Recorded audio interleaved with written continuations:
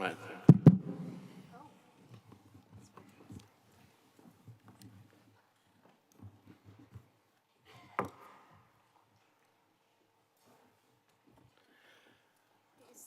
I'm going to...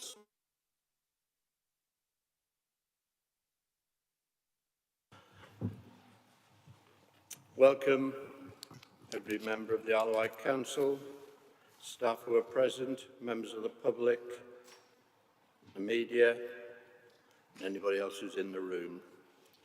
This is the full council of the Isle of Wight Council on Wednesday the 19th of January, held at Medina Sports Hall due to the COVID situation. Emergency procedure. There are no planned fire drills that I'm aware of during this meeting, but if you hear a fire alarm sound, please treat it as a real emergency and evacuate the building by the nearest safe escape route. I think they're on the side of the building. You can get out very easily. Okay. Can I ask that mobile phones are switched off or on mute?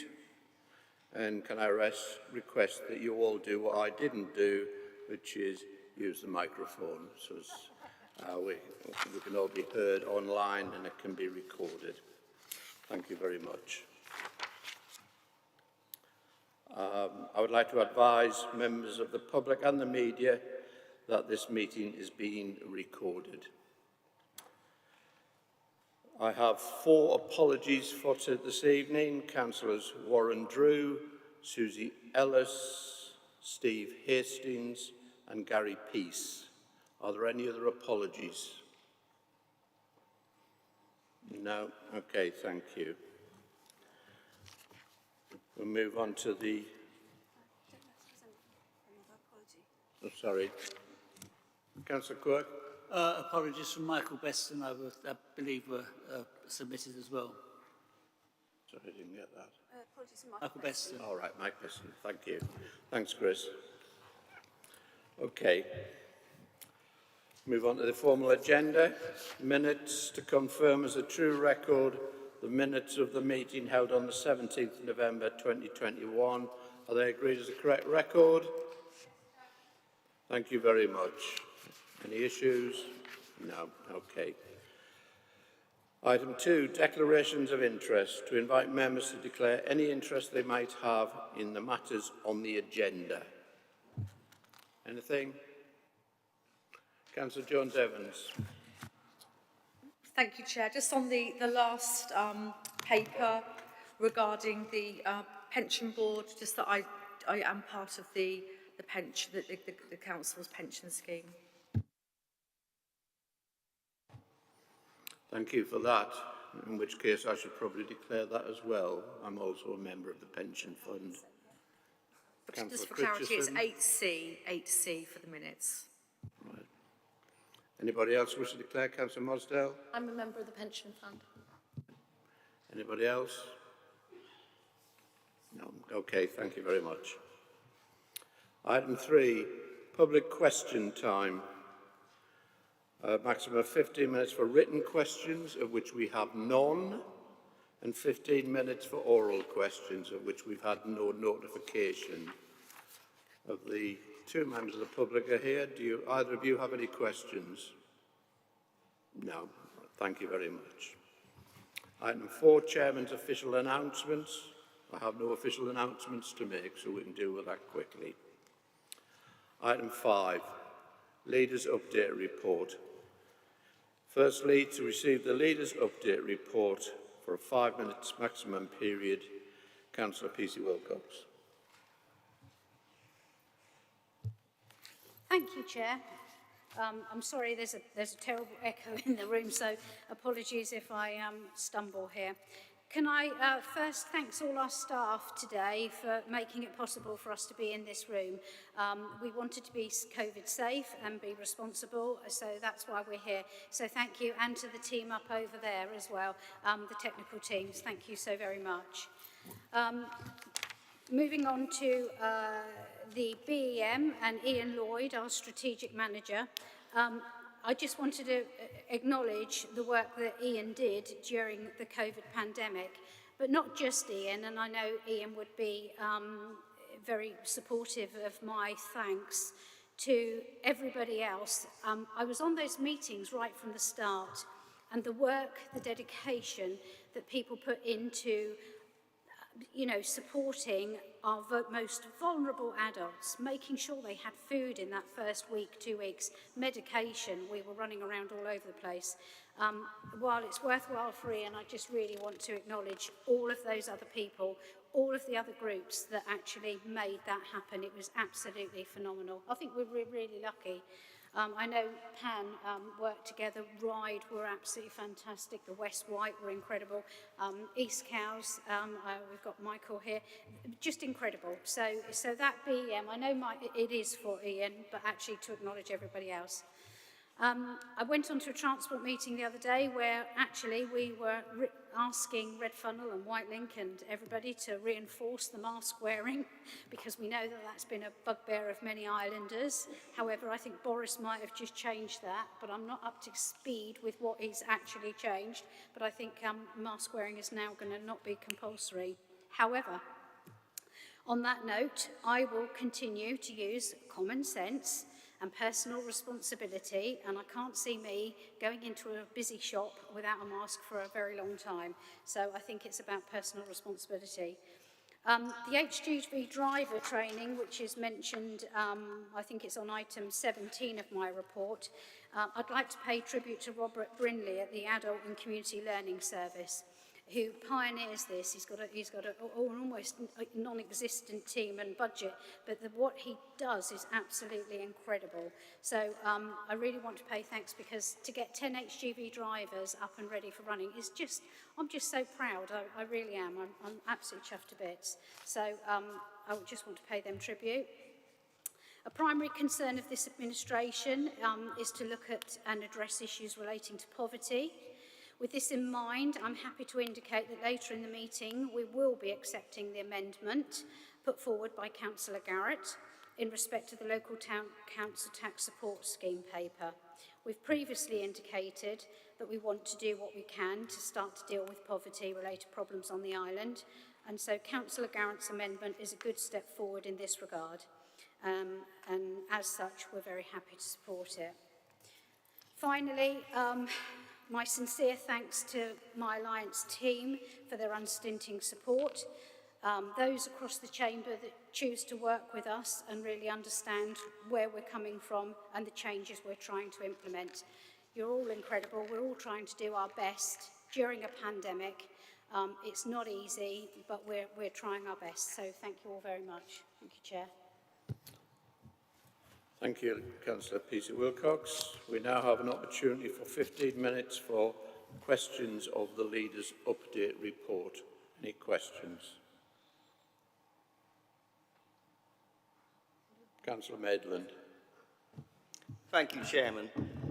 Leader, you rightly mentioned the extraordinary voluntary network created by the voluntary hubs and the local council volunteers in early 2020. And I'm wondering if yourself and the Chairman and Vice Chairman could look into, is there any way that we could, within our jurisdiction, set up some sort of similar recognition of perhaps nominated candidates, something like the Freedom of the County or something of that sort? I'm not exactly sure, it's not my area of expertise. But I think it'd be rather nice if we could extend the recognition to other people who played such a key role in the creation of the emergency hubs. Thank you. Can I just, before I bring you in, Laura, I'm just a little concerned. I can't hear what's been said here. There's a massive echo. How are you feeling down there?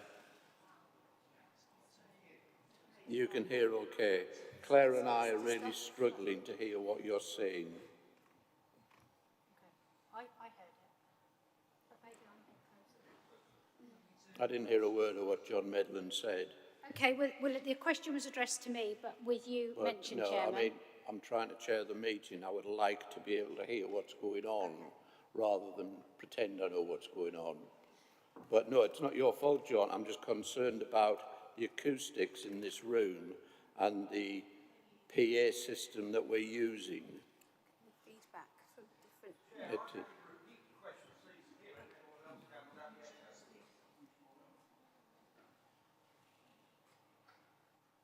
Just bear with me.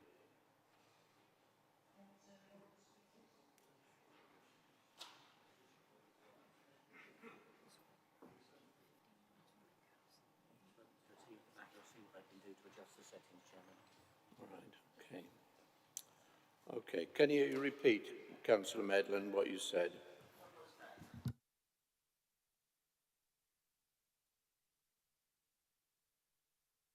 Beg your pardon? Okay. My question was to follow up to the leader, was to follow up her comments about the BEM being awarded to Ian Lloyd and how it reflected. Can you hear me now? Okay. Shall I try without the microphone?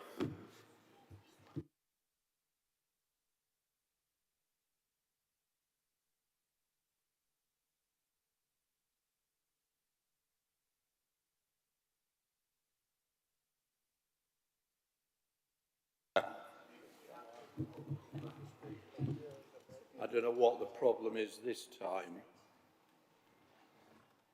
Certainly I wasn't aware of the problem last May.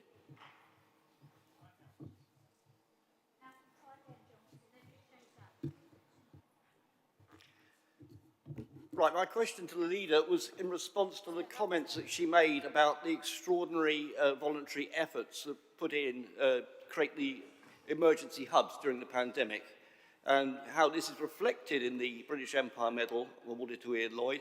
But I'm wondering if the Chair, Vice Chair and Leader could think about, is there any other way that we as an authority could offer some sort of recognition to the many volunteers who made such a crucial difference at that time? Thank you. Councillor Pearcey Wilcox.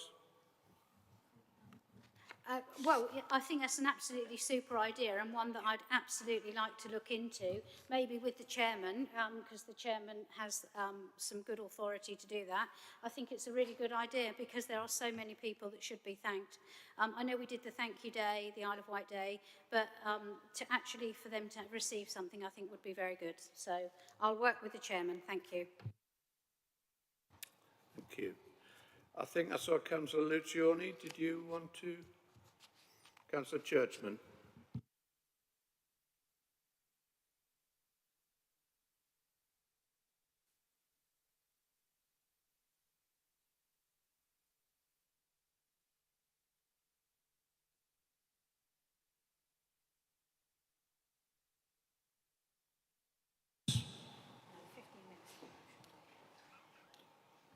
No further questions? Okay, we'll move on. Item 6, reports of the Cabinet Member for Strategic Finance, Corporate Resources and Transformational Change. First item is pay policy. Councillor Jarman. Thank you, Chairman. If I refer members to the document which starts on page 19 of the pack that we've got, this is a requirement for us to address the pay policy on an annual basis. You'll see that in section 2 there are a number of administration changes which are put through that reflect items that have changed slightly during the year, plus the more serious issue, which is to remove the fire service from the document, as in item G in that one. I'm happy to take any questions on the paper. It is largely administrative and is a requirement for us to address each year before March. And if there are no questions, then I'll immediately move to the recommendation and put that as a motion for approval. Thank you. Thank you. Are there any questions regarding the pay policy?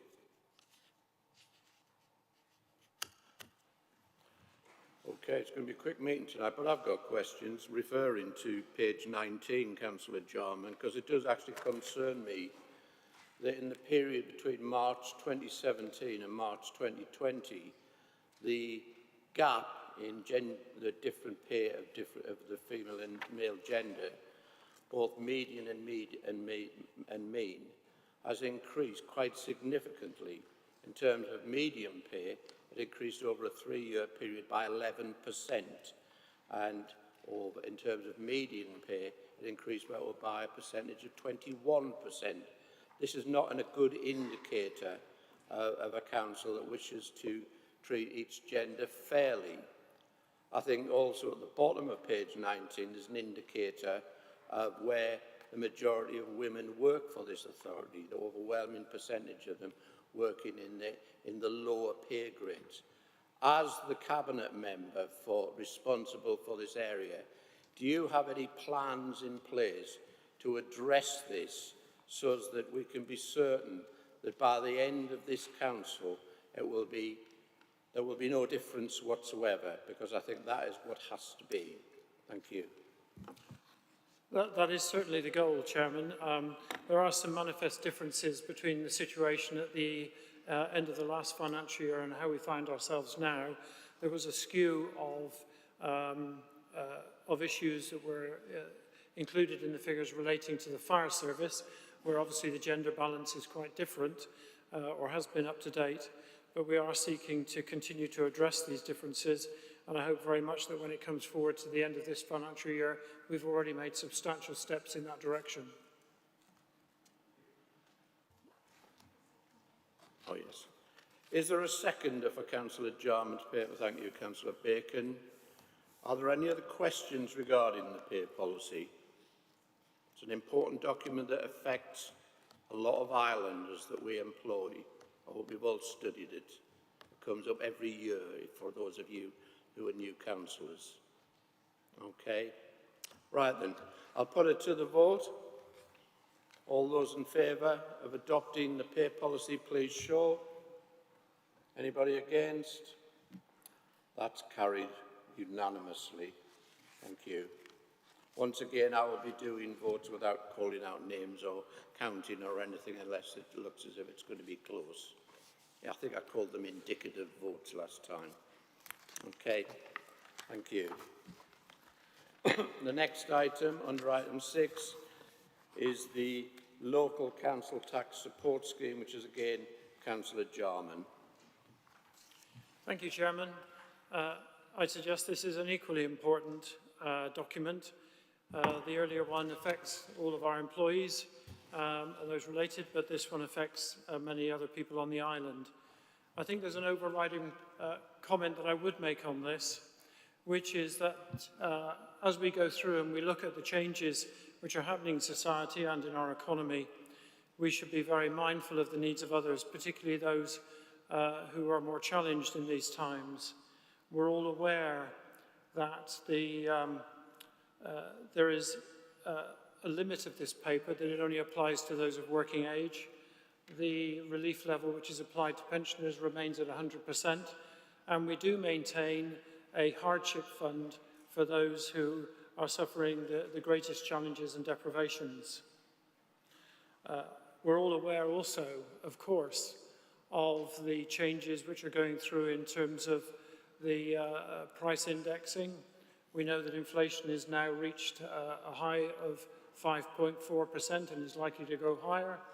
None of us will be unaware of the catastrophic increases which are coming through in terms of other costs of living, principally relating to utilities, energy, and in many cases to the heating of people's homes. And it should never be the case that people have to make a choice between putting food on the table and having a warm home to live in. An overriding comment that I would make, and I've made it before, but I think it's very fair and I'll make it again, is that the Isle of Wight Council must not be the vehicle that pushes island families into homelessness or unsustainable debt. And that must be a major consideration in everything that we do. Moving on to the paper itself, we've suffered for many years here, moving from a figure of close to 100% relief being available to a figure of 65% progressively, and managing that decline as a council. This administration has determined to stop that decline and, going forwards, to reverse it. We are strongly committed to that. We face an enormous number of financial challenges. There's no need to re-rehearse those here. I think we're all aware of what they are. And in this regard, there were opportunities to incorporate savings to the Isle of Wight Council by reducing the level of relief available to residents. We declined that offer, and we have moved forward to start the process of turning this ship by stopping the decline. I only wish that I could do more at this time with what we have available, but we must be prudent and we must make sure that our commitment and resolve are undiminished in the future. So with that in mind, I would move the paper, but I do understand that Councillor Garrett may have an amendment to propose. So that's proposed by Councillor Jarman. Is there a seconder for the substantive report? Councillor Bacon. Okay, there's now a proposed amendment from Councillor Garrett. Would you like to formally propose that, Councillor Garrett? Yes, thank you, Chair, and thank you to the Leader of the Council and to the Cabinet Member for their indication that they will support this amendment. In my first term on this Council, I have spoken every year about the terrible impact of cutting this support to those on low incomes. And every year I've moved amendments and have failed. And it's going to be, I'd like to say I was delighted that it would be my first year of being successful with an amendment, but I can't be delighted when so many people live with the pressures of the cost of living and their low incomes. We all will have noted that this is the second month in which the cost of living, the consumer price index, is above 5%. For this year, it's the first time in 30 years that we have seen such a level. But the cost of living is just a statistical measure that averages out for the whole of our population. For those on low incomes, it is much harder. And I was struck by the tweets of someone called Jack Monroe. She tweets as Bootstrap Cook, where she points out things like that the cheapest pasta she could find a year ago was 29 pence per 500 grams and is now 70 pence per 500 grams, a 141% increase. The rice, 45 pence per kilo, now £1 per 500 grams, a 344% increase. Baked beans, 22p a tin, now 32p a tin, 45% increase. You will have noticed those percentage increases, even if you're comfortable with percentages, is a lot greater than 5%. And that's the reality. The cost of living index for those on low incomes is much higher because the cost of living basket includes so many luxuries that people on low incomes cannot afford. They're scraping by, they're choosing extremely carefully what they can afford to buy. And then, of course, comes this whammy later this year of the price cap being lifted on energy. So this council must do, and I absolutely applaud Councillor Jarman for reiterating his words that this council must not be the vehicle by which we drive people into homelessness and poverty. I'm delighted that he says these words and that it's part of the driving philosophy of himself and others in the administration. I'm hoping, of course, that the amendment is something that would have found, had we gone to a vote, because I believe it's being amended, accepted, so we won't go to a vote, would have been accepted across the chamber, and I hope we'll hear voices from the Conservatives group as well in that direction. In the end, this drives forward the corporate plan progressive increase year on year to being, let's do it now, let's just grasp that hot iron now and get it done. Let's move to 5% and more if we can in 1 year. Get it and get it done now. And I think that will do well to show where this council believes it should be targeting its resources. Thank you, Chair.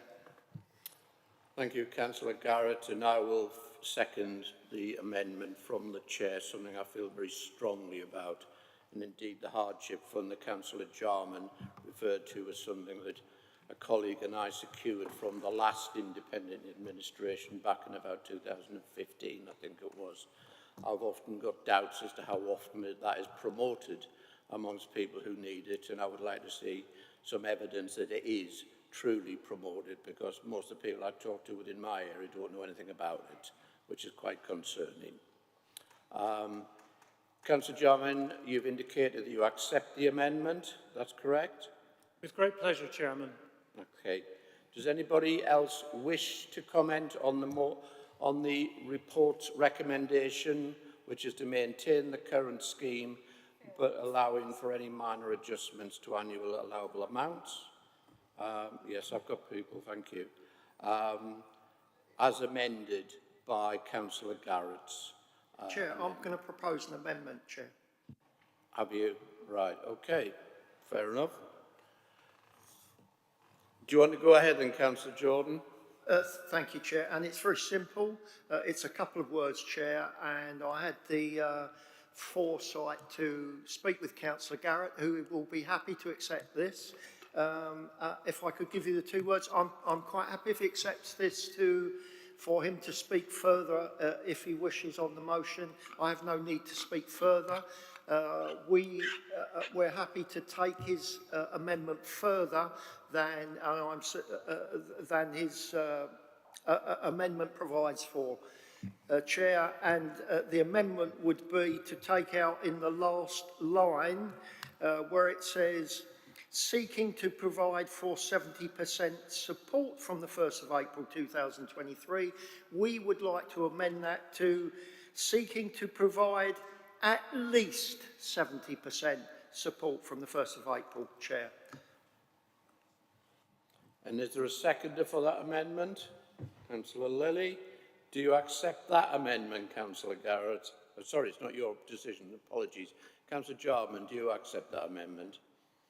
I do indeed, Chairman. Thank you very much, and thank you for my colleagues for their support in drafting these things. Okay, so hopefully everybody's clear now. There's a report proposed by Councillor Jarman with a recommendation at paragraph 48. There's an amendment to that as proposed by Councillor Garrett, also amended by Councillor Jordan, both of which have been accepted. Councillor Joe Robertson wishes to speak. Joe. Chair, thank you. I welcome Councillor Garrett's amendment and that of Councillor Jordan for that matter. I appreciate it's not now going to go before a vote, but Councillor Garrett did ponder what might have happened had it gone to a vote. It would have certainly got my support, and I'm sure the support of everyone on this side of the chamber. He made some very powerful arguments that are simply unrebuttable. And I think cost of living is a real issue going forward. One of those things that's arisen not only from COVID, but from COVID too, that we should be very aware of in this chamber, and anything we can do to alleviate the financial situation for those who need it most is most welcome. Thank you. Thank you. Anybody else? Okay, nobody else wishes to speak. And as from the chair, I welcome Councillor Robertson's comments as well. I've sat through these debates ever since the government changed the way in which the scheme, council tax support scheme, would be introduced. And in latter years, it's been pushed through as part of attempts to reduce expenditure across the council. I'm pleased that your group are perhaps in the light, Joe, if you don't mind me saying that. But certainly I know there's at least one of your colleagues voted against the administration last time, and a couple of people who abstained. So I know it was controversial last year within the ruling group. Anyway, that's my comment. There's nothing else to say, so I'm going to put to the vote. You're voting on the recommendation of paragraph 48 in the report as amended by Councillor Garrett's amendment, which you have before you, as also amended by the insertion of the words at least 70% support by Councillor Jordan. Okay. Indicative vote. All those in favour, please show. Anybody against? That's unanimous. Thank you very much. Item 7. Report of the Deputy Leader and Cabinet Member for Community Protection, Digital Transformation, Housing Provision and Housing Needs. The longest Cabinet Member title in the British Isles, Councillor Stevens. By the longest serving member of the Isle of Wight Absolutely, absolutely. And you deserve a good long title, Ian. Yeah, the issue you're going to talk about today, now if you could keep it reasonably brief, is Gambling Act policy. How do you want it? The Gambling Act policy. Right. Remember what you promised me at the group leaders meeting. Gambling Act policy. Absolutely, absolutely, Chair. Well, Gambling Act policy, pages 223 to 252, all inclusive. There's three options there, and the three options are listed on page 225. We're looking to, well, under the Gambling Act of 2005, every local authority, every local licensing authority is required to set, publish and review its gambling policy every 3 years. The current policy expires on the 31st of January 2022. Much of the regime around gambling is controlled by the legislation, and there are limitations on what local authorities can amend or require through local policy setting. The primary changes to the latest review focus on making the policy simpler to understand. A full public consultation has been undertaken as part of the review, including all current licence holders. Responses can be seen in Appendix 2. Part of the policy refers to the development of a local profile, and officers will be working on this element in the near future, along with relevant partners.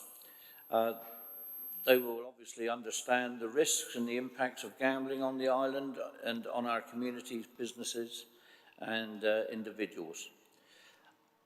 I hope that I've been succinct and positive. As I say, this is a 3-yearly review and rewritten with ongoing work by officers in consultation with the industry. Thank you. Oh, by the way, I would like to just mention that we're going for option 3. Thank you very much, Councillor Stevens. That was very helpful.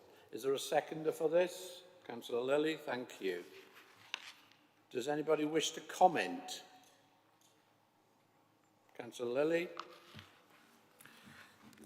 Thank you, Chair. I wish to actually start by thanking Councillor Stevens, because I know he's actually worked not only at local but at national level in pioneering policies, particularly about the safeguarding regarding gambling.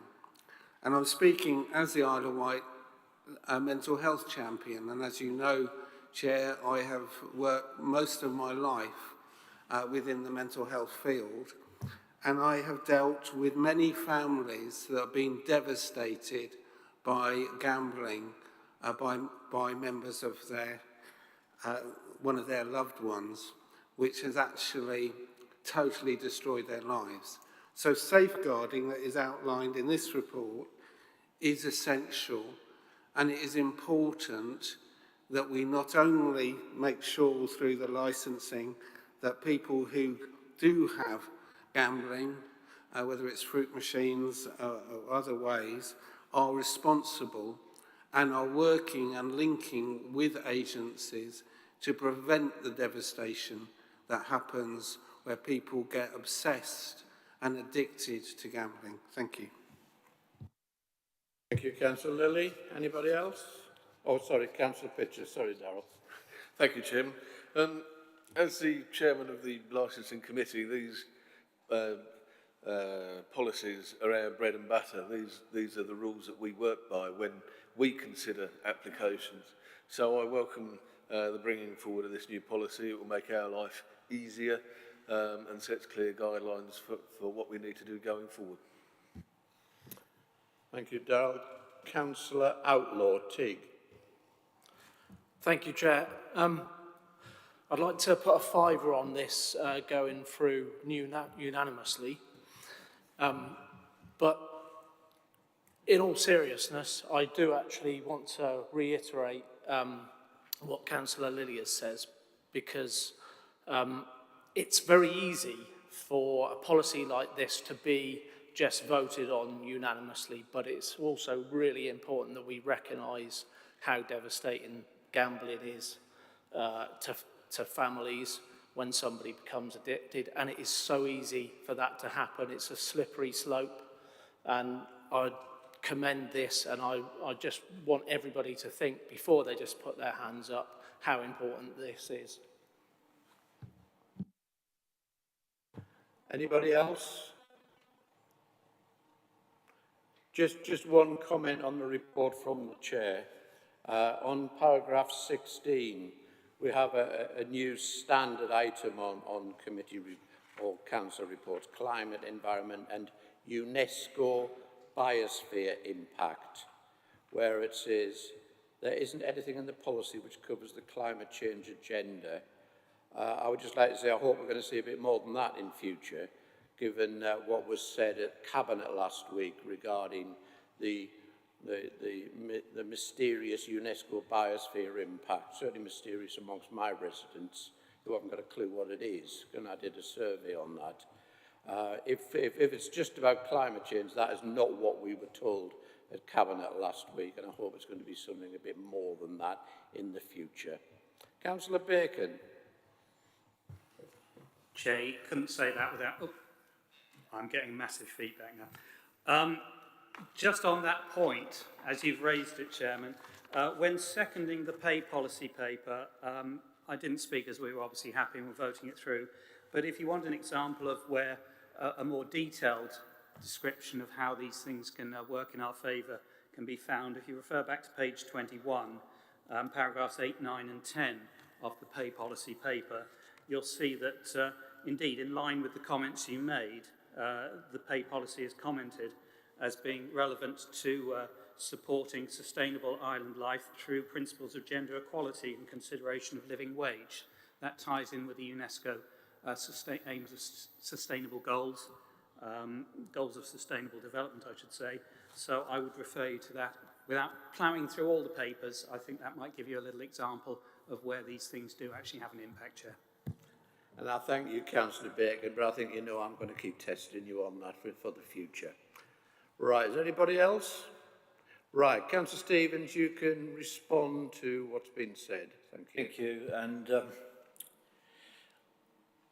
nothing pleases someone that presents a paper other than, you know, the cross-chamber support. And I think that everyone, and Councillor Outlaw's actually brought it home to roost, I think. The message is so important. And whilst I've been very succinct with my address to you this evening, Chairman, by being succinct, I moved too quickly, and I would like to readdress the options. It is option 1 and not option 3, and I will read out that option: that the Council adopt the draft revised policy statement of licensing principles 2022 to 2025 to come into effect from the 31st of January 2022 at Appendix 1. And so I've option 1 is the one, and I really must thank members on the all members if they show the right way forward and support our authority and indeed our licensing officers to take this forward in a positive manner. As I say, it's a matter of safeguarding as much as anything on this island. Thank you. Thank you, Ian. Yes, I spotted you'd said option 3, but I would have made sure that everything was voted on correctly. Okay, so Council members, the proposal before you is to adopt the recommendation at paragraph 3 of the report. Indicative vote. All those in favour, please show. Anybody against? And that's carried unanimously, and TIGS 5 is safe. Input on Portsmouth not getting promoted. Right. Next items. Reports of the Monitoring Officer. The first one is a report of the Independent Remuneration Panel on the Members' Allowance Scheme and approval of the scheme, pages 253 to 292. Just to remind everybody that you've all had a dispensation from the Monitoring Officer, Mr. Potter, to allow you to take part in a debate about allowances. Parliament in its wisdom passed the authority to make decisions about allowances to local government councillors. Much like they quite often do, they like to make sure that we get the bullet rather than anybody in Parliament. We have to have regard to the Independent Remuneration Panel report, which you have before you, chaired by Chris Matthews. You've got the report in front of you. It's from the monitoring officer. As he's an officer of the council, I'm going to formally move that, and I seek a seconder. Is there a seconder?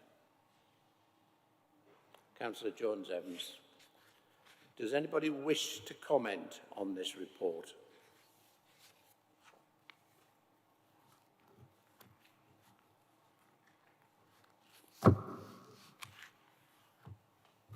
As the chair, I think I will say something, because I think it's incumbent that somebody says something. Councillors aren't paid. This is not a job. This is something we do in public service. We're awarded an allowance by an independent panel that we have to agree. We have no choice. Well, we could reject it, I suppose, but essentially we should have regard to what they recommend. There's an allowance scheme, and they're recommending that it should, the allowances should be attached to pay rises within the local government sector. It also makes provision for special responsibility allowances to reflect the fact that some councillors have to commit far more of their time, their personal time, such as the leader of the council, such as a cabinet member, such as the chair of corporate scrutiny. As the chair of the council, I get one of them. I will always say that people get bored. I'm in my 17th year as a councillor, and I would not have been able to stand for the council in 2005 when I was in my 40s without an allowance and do it properly. I was in full-time employment, I had commitments, and the only way I could do it properly, that means during the day, spend hours that normally I would have been at work, was by being able to go part-time and have an allowance that compensated me for loss of earnings. Because, of course, that's something that those of you who remember what local government used to be like before Mrs. Thatcher changed the rules, councillors used to have to claim loss of earnings. So if you didn't lose earnings, you didn't get anything. And I think that was a fair system, but you got rid of it. And we've got this system now. But I generally support the IRP recommendations. I have abstained in the past. It's not something I often do. I believe in taking a position on things. But I will be voting in favour of this, in full knowledge that, as a result of media stirrings, and I'm no friend of the media on the island anymore, know that there will be a tax on us all for being greedy, etc. But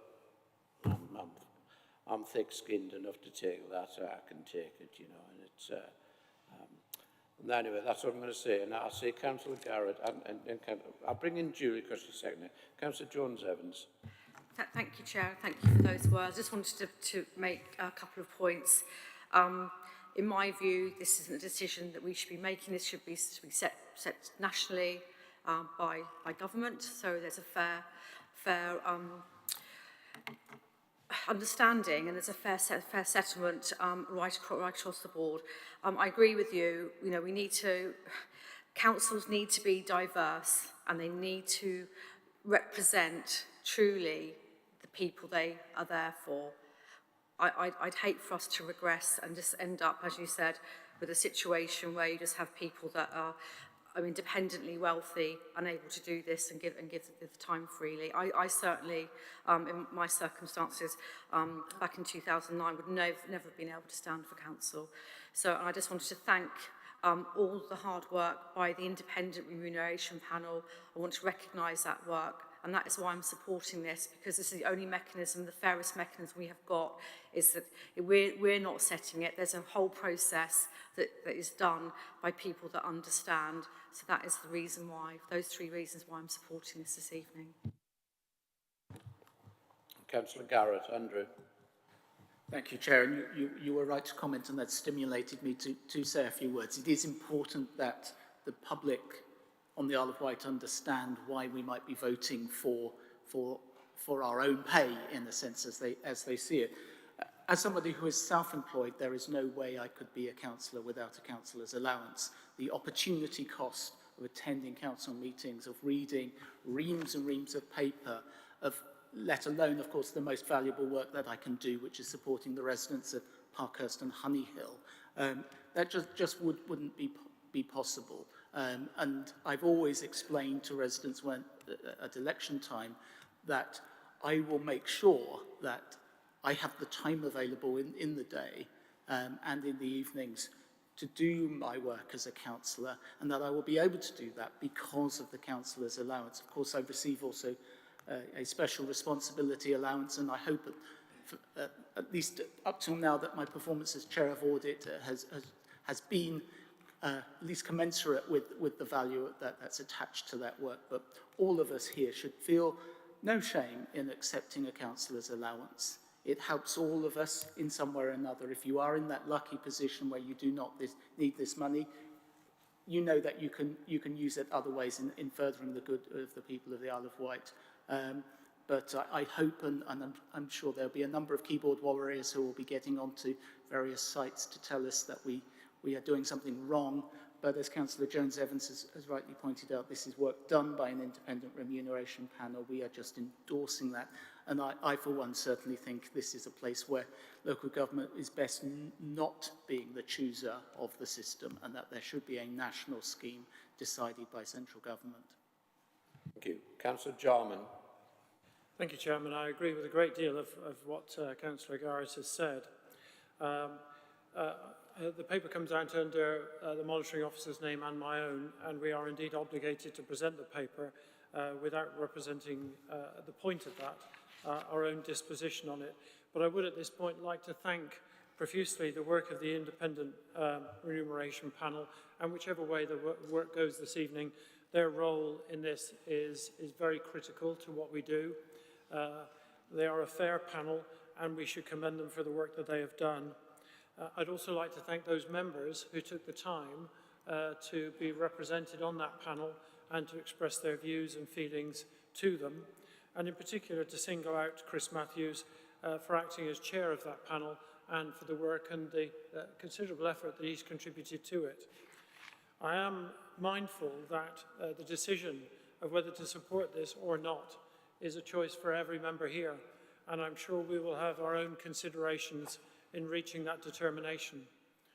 I, for my own part, have deliberated at some length on this topic, what is fair, the issue of representation and the impact it will have on other members who rely on these funds. But for my own part, and in my heart, I cannot find it appropriate to take an allowance increased every year by the rate of inflation when I know that so many others on this island will not benefit from that level of increase in their own circumstances. And for that reason, I feel absolutely compelled to vote against it. Thank you, Chairman. Councillor Mosdell. Claire. Thank you. I probably have a different page numbering because I don't agree that we should download all these piles of paper, so I'm working off my computer. I refer you to page 262 of the Executive Summary, point 4. And I'm amazed that nobody else has raised it, that it says that the process for the distribution of the on-island travel sum be left unchanged. This is currently based on the distribution of a lump sum divided between the members on the basis of a formula reflecting distance to County Hall from their homes and office they hold. The panel will continue to keep this under review in further reports. I do think we should have reviewed this. I'm surprised that many of you haven't, that actually that's paying for your travel to County Hall. I don't think many of you travelled to County Hall during COVID, and it does, every penny helps really. So I completely agree that we agree the members' allowance because people need to have some incentive to actually become a councillor because it's not all joy. But I will be voting against this because I really feel that actually this lump travel sum, if we're talking about biospheres and, safe travel and, all get on our bikes and stuff like that, that we've got a lump travel sum that we're not actually reviewing, I can't vote for this policy. Anybody else? Okay, well, the recommendation before you are paragraphs 3, 4 and 5. I'll read them out quickly. That the recommendations in the 16th report of the IRP be approved and that the panel be thanked for its work in reviewing the Members' Allowance Scheme. 4, that the Alawite Members' Allowance Scheme as set out in Appendix 1 be approved to take effect from the 1st of April with a basic of allowance of, for 22-23 being the amount or as it is this year, 21-22, of 8231.38, plus any indexation for 21-22, and plus any annual indexation amount for 22-23 under the terms of the scheme. And finally, that before implementation of any adjustment to the 22-23 basic allowance amount and any adjustments for subsequent years up to and including 25-26, the IRP be consulted. So that's what you're voting on, okay? I'm going to take an indicative vote to start off with. All those in favour, please show. Against? Right, we're going to have a counted vote. Can you be ready, Marie? Thank you. All those in favour of accepting the report, please show. 1, 2, 3, 4, 5, 6, 7, 8, 9, 10, 11, 12, 13, 14, 15, 16, 17. And all those against? 1, 2, 3, 4, 5, 6, 7, 8, 9, 10, 11, 12, 13, 14, 15. Abstentions? 1, 2. Therefore, that's carried by 17 votes to 15 with 2 abstentions. And just to record again, as a few people mentioned, our thanks to the Independent Remuneration Panel for the job they have done. Thank you.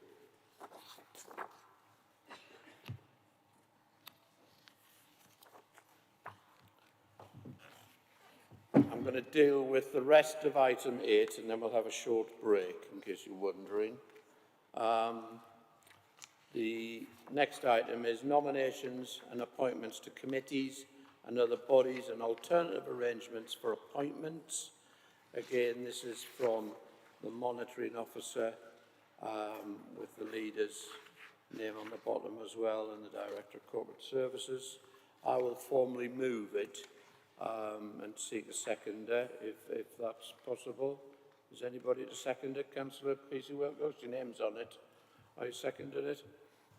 Chair, could I just request, it says on the recommendations that Councillor Joe Robertson be appointed to corporate scrutiny, or either to appoint Joe or to receive and consider other nominations. Are you going to do that? Of course I am.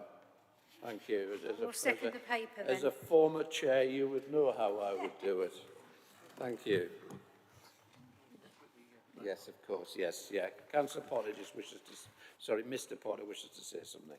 Thank you, Chairman. Just to clarify the report as originally written, it mistakenly refers to Councillor Robertson being appointed to corporate scrutiny. He, of course, is already on corporate scrutiny committee, so it should have read Councillor Warren Drew to be appointed to corporate scrutiny committee. And obviously, since the report's been written, a revised appendix has been circulated to all members, updating members as to the changes which have been put forward by the 2 groups on the council. So you should have the definitive list in front of you. And I think the only issue, as far as I can see, which isn't covered on the list in terms of nominations and appointments to committees, is the chairmanship of Corporate Scrutiny Committee.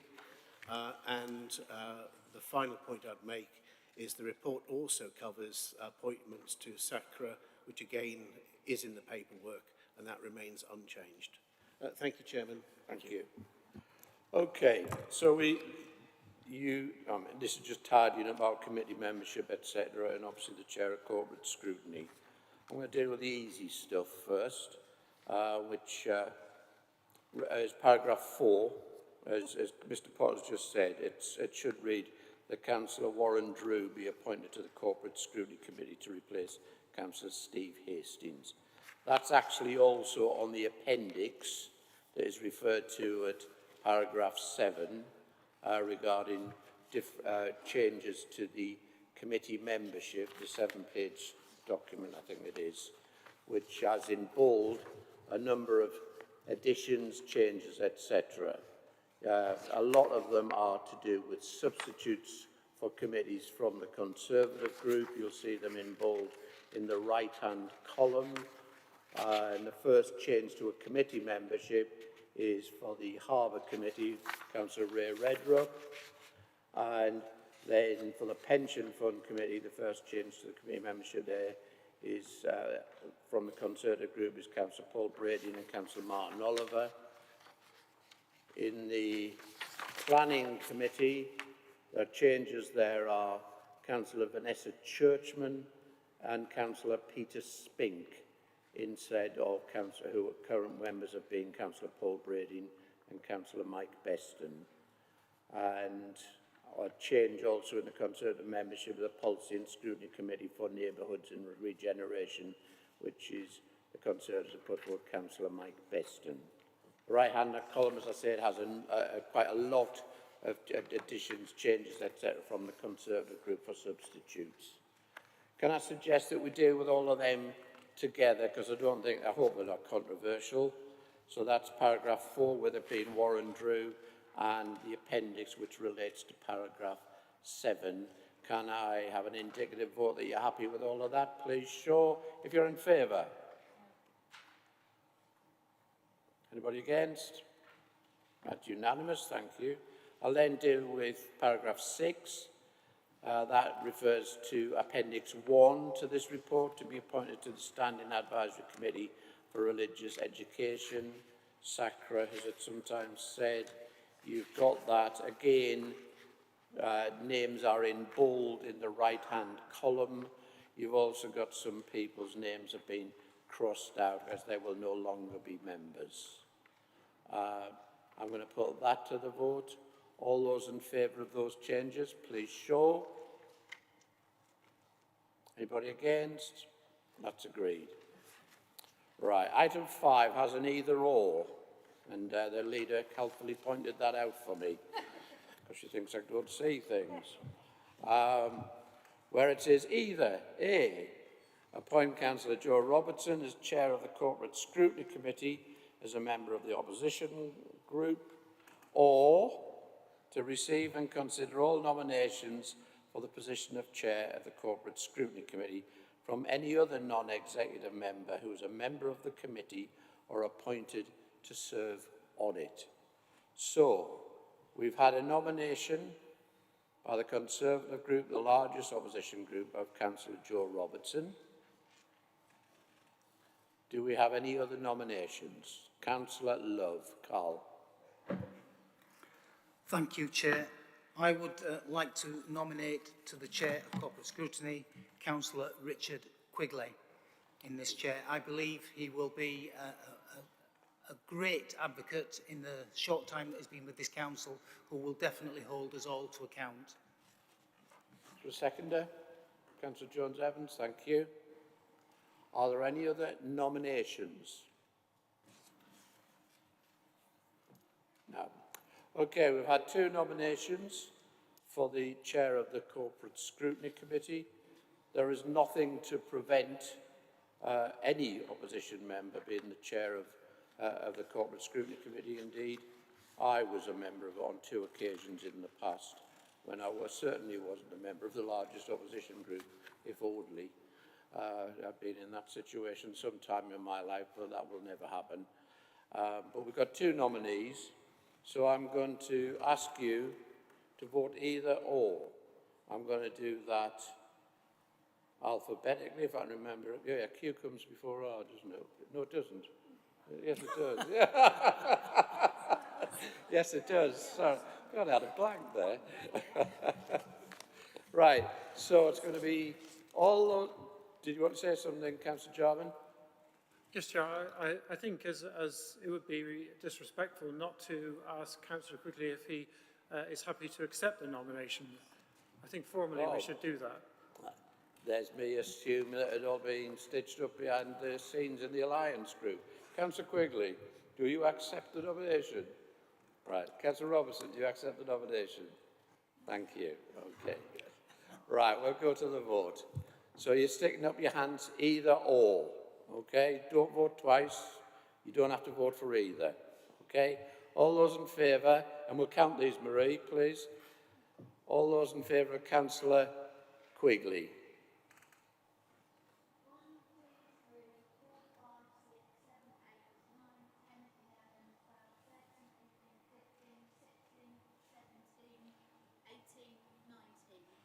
And all those in favour of Councillor Robertson.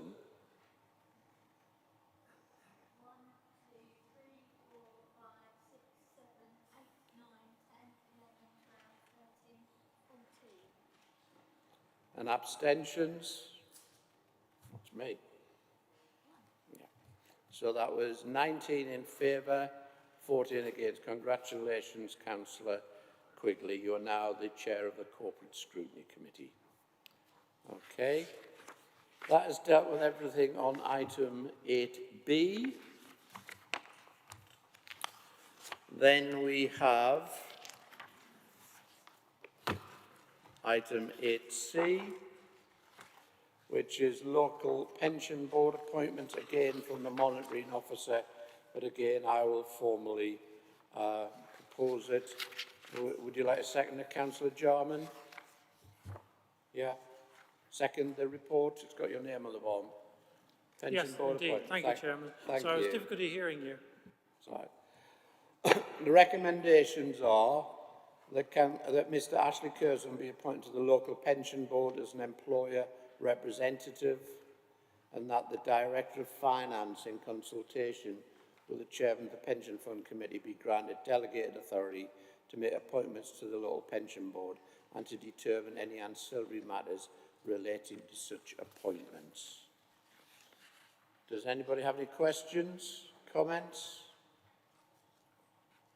No? Okay, I'll put that to the vote then. All those in favour of those two recommendations, please show. Any against? Looks like unanimous again. Thank you. Oh, sorry, abstentions. Abstentions, sorry, yes, abstention. I abstained as well. Thank you. Can I just... Yeah, it's okay. It's not a worry. I thought I'd missed something. Okay, that's the first 8 items. All we've got left is motions, so we're doing quite well. It's 7:01, so we're going to have a 10-minute break. I'd like you back by, when that clock says 11 minutes past the start. If you're not here, you missed the start, okay? So you've got 10 minutes, and that will only be an hour then, so you're going to get out of here. Oh, no, sorry, there's the questions at the end, isn't there? But we're on track for an early finish if we don't have lots of repetition. And you don't have to stand up because I'm not going anywhere. Thank you very much. I adjourn the meeting.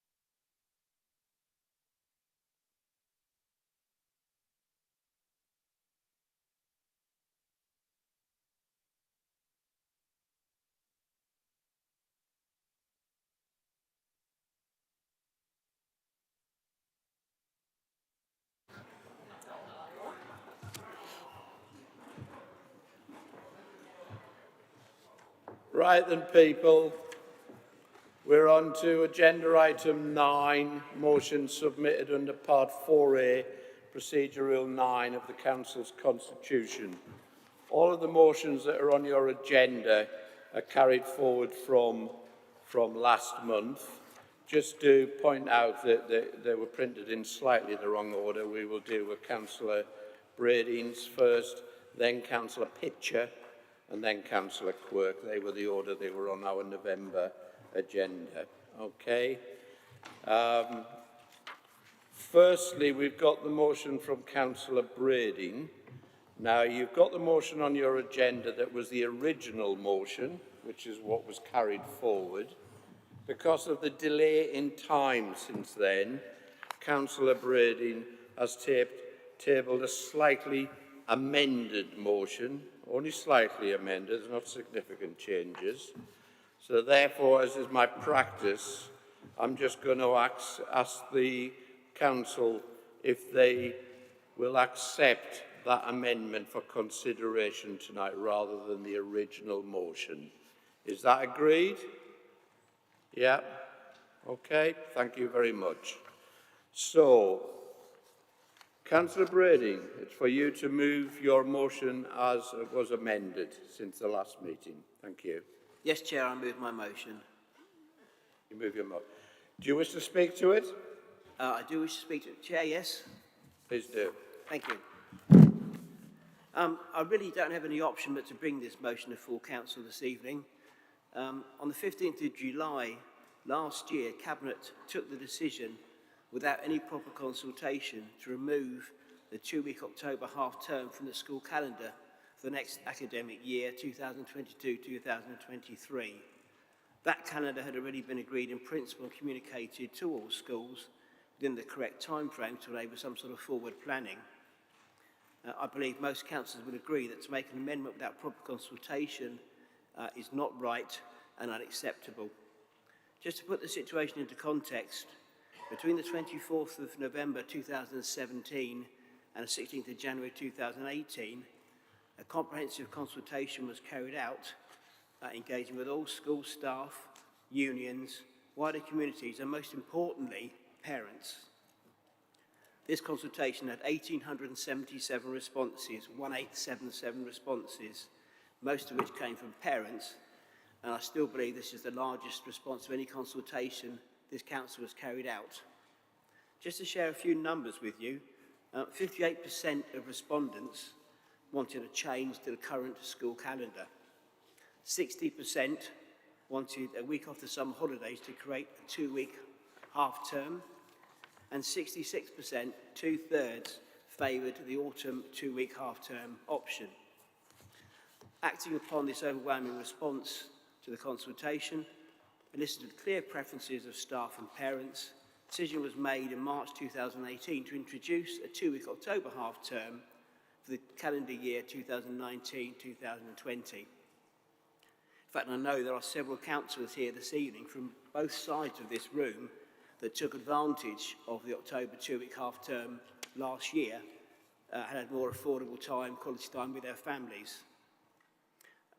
Some of the brief snapshots, some of the comments that were received on that consultation regarding October half-term were as follows. This will help lower earning families afford a holiday and also help with the children's childcare arrangements over the summer. October half-term is usually when we book holiday, as we find it more affordable than the summer, so having an extra week would help remove the stress and give us some much needed family time. And the third one was for a teacher actually. As a teacher, the first term between September and December is often a very difficult one for both staff and students. Examples from the numerous comments, all with very similar themes. The overwhelming majority say did favour this October 2-week half-term option. Before the decision was taken last July, the Cabinet member contacted all schools by way of an email. Very, very short time scale to respond. I believe it was 5 days. And I believe somewhere in the region of 30 schools did actually respond. But not a single parent was consulted regarding a change, and the October half-term was immediately removed from this calendar year. I had several emails from obviously contacts I had in schools and parents over my time as Cabinet member. Many had already booked a holiday for this October or moved from last October because of COVID requirements. To make such an important decision without consulting parents, it's just, I find it unacceptable. Reversing a decision for this current school year was also unacceptable in my eyes. It was called more disruption for schools. So this year, I think the decision has to stand. There's only 1 week in October. Therefore, the motion this evening requests the Cabinet member carrying out a meaningful consultation with all stakeholders on the school term dates for 2023-2024, and this has to be done before any school calendar is set and communicated to schools and parents, as it will only cause further disruption to schools at a very difficult time.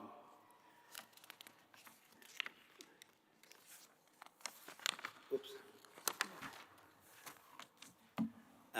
So what I'm asking this evening is that any decision on the school calendar setting of those dates is delayed until after a full consultation has been done.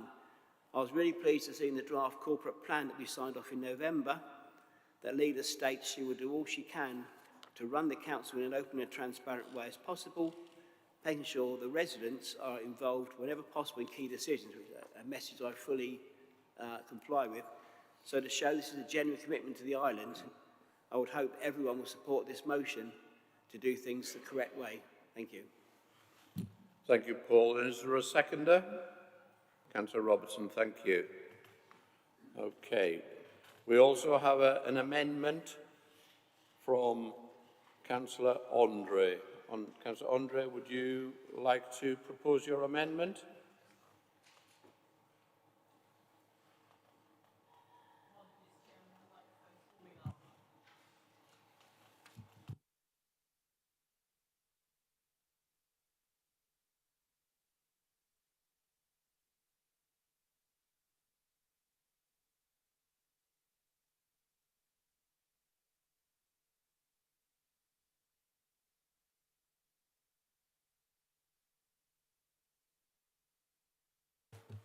Is it not working?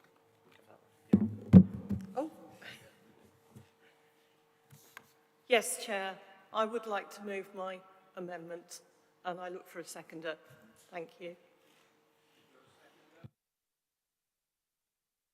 Thank you. Do you wish to say anything, Councillor Andre? I do indeed, Chair, if you'll indulge me.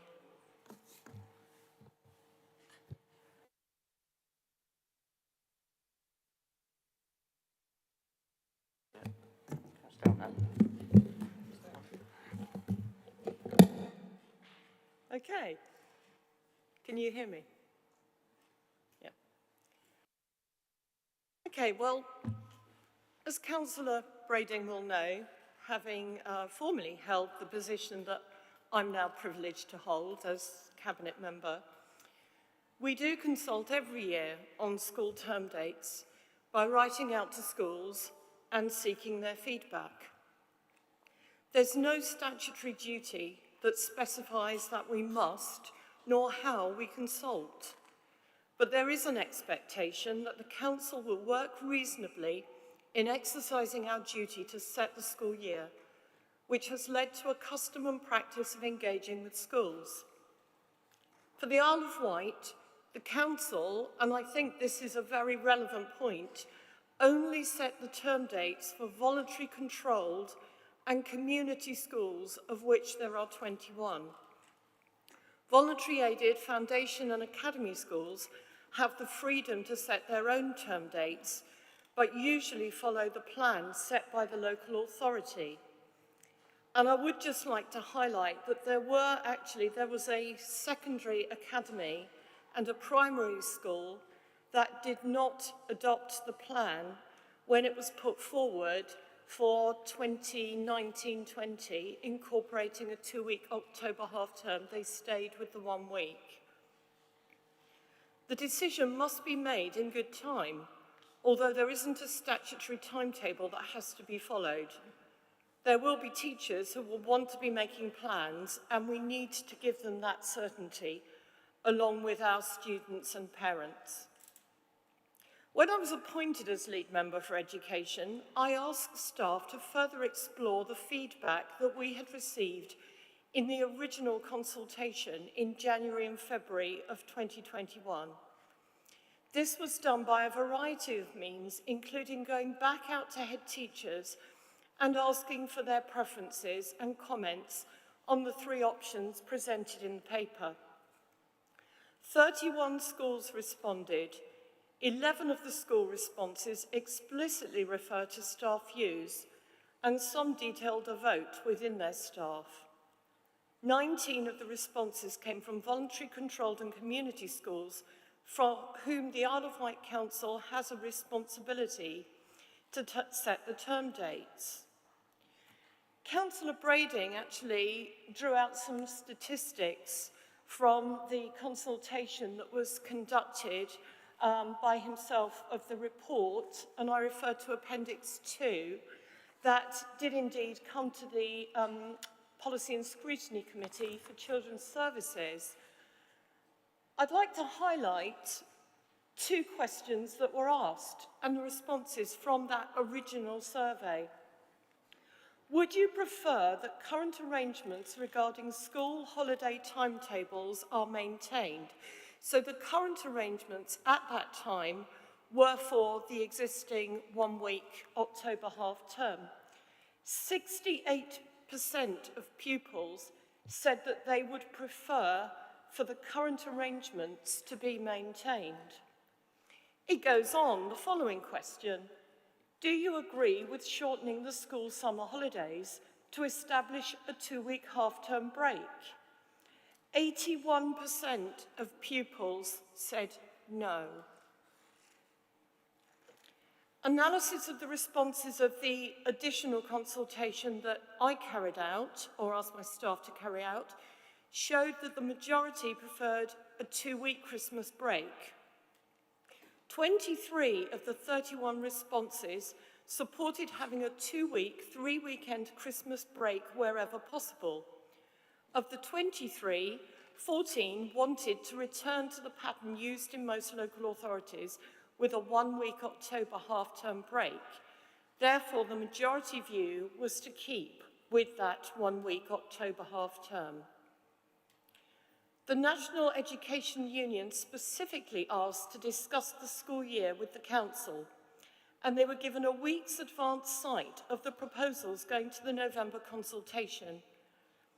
They had the opportunity to comment for approximately 6 weeks before the Christmas break, and we did receive a letter from their staff which identified a 2-week, 3-weekend break at Christmas as being a priority by NEU members. And as this aligned with the majority of the responses from the head teachers survey, this supported the recommendation that I put to the Cabinet.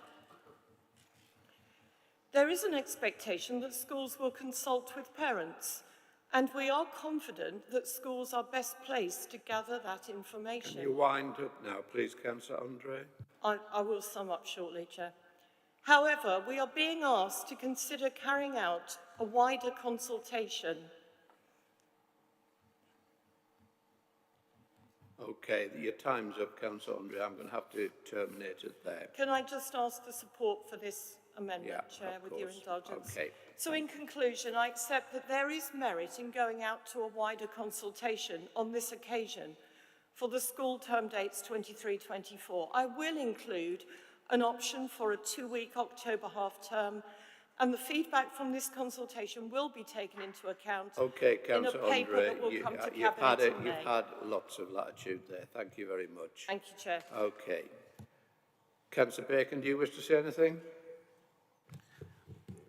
Thank you, Chair. I think Councillor Andre has said it all, and the point has been made that this administration is fully in favour of consultation, speaking to everyone relevant to get the right answer. And that is what Councillor Andre's amendment is doing, just making it clear that to do that, there needs to be a slightly later decision date for this matter to come back before Cabinet. And so I'm very happy to support the amendment that sets out how this can best be done. And I think what we must recognise in all of this, as I think Councillor Andre was saying, is that the education of our children must be the primary consideration. And as long as that is being taken into account, as I'm sure it is by Councillor Andre, we should do our best to get the right answer as to what to do in the future and allow sufficient time to do that, and that's what this amendment does to my mind. Thank you. Okay, does anybody wish to speak on the amendment? Councillor Mosdale, Claire. I don't know if it's speaking on it or what I'm doing actually.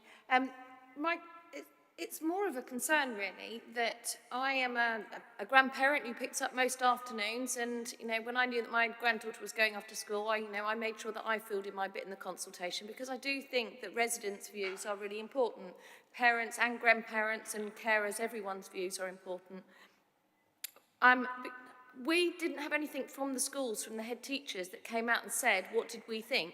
It literally was just, that question was made of just the head teachers and not us who were involved in it. I know when my granddaughter started school, that 2-week half term, she was on her knees by that time, and it would have been quite important to actually have held it. But I'm just a bit concerned that this consultation went to the head teachers, but that the head teachers didn't spread that out to the people who are important within these decisions, which is the parents and the grandparents and all the people who are involved in those children's upbringing and education as well. Thank you. Anybody else? Councillor Garrett. Thank you, Chair. So I have some sympathy with what those parts of Councillor Brading's motion that I think Councillor Andre is deleting. I would say it is regrettable that there wasn't wider consultation, and we've heard Councillor Andre's justification for that. The way I'm approaching this is how do we best move this forwards?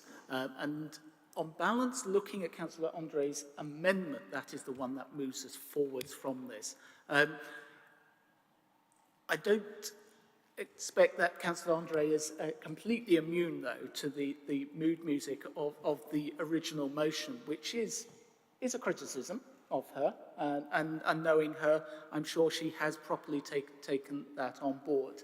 I'm sure that what Councillor Andre is proposing will deliver what everybody here in this chamber would want to have happen in the future. And it will be incumbent on all of us to make sure that it does happen. But I do want Councillor Brading to understand that I do have some sympathy with the point he is making about the regrettability of there not being that wider consultation at that time. Councillor Churchman. Vanessa.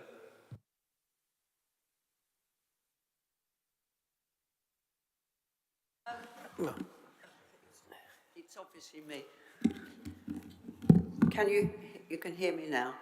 I think what I dislike about this is the fact that the schools were given 1 week for a reply at what I would consider a very busy time of the year, when you're coming up to the end of term, getting ready for their children to move on to secondary school, and I think to give them 1 week, and 31 schools out of 50 is just about 2/3. I checked with my own school, and the head, as soon as I knew what was going on, the head told me she received the email. She then passed it round to her staff, which consists of 56 people. She had 6 replies. In fact, 4 were in favour and 2 weren't. I hardly call that a consultation in any sense of the word. That is 10% of the staff of the school responded to her email.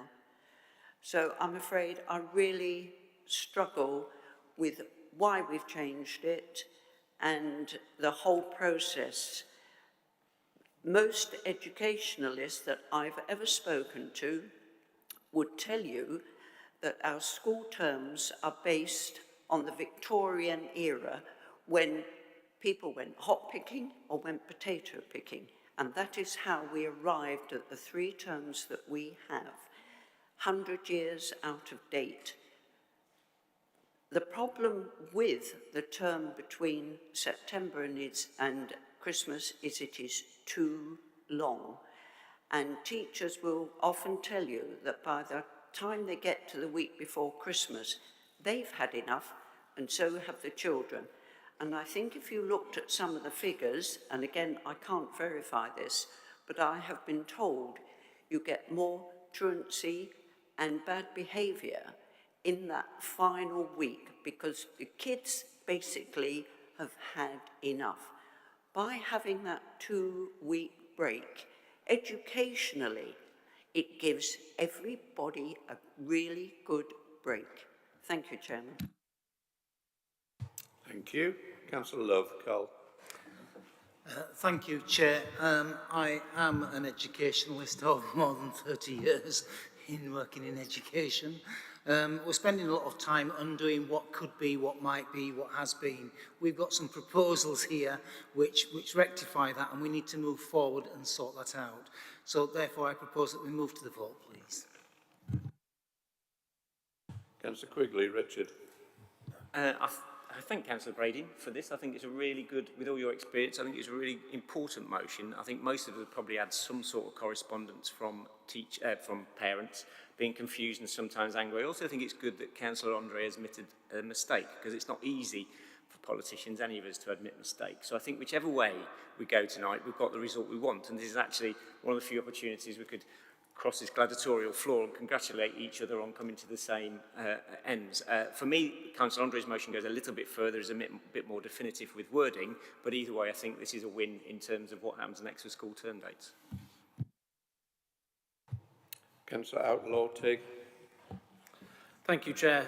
I would find it a lot easier to support Councillor Andre's amendment if the Cabinet member had just said, yeah, okay, this consultation wasn't a proper consultation, we got it wrong, next time we'll get it right. But we didn't get that, we just got a justification about why it was right in the first place, but I'll do something different now, and that's why I won't be supporting the amendment.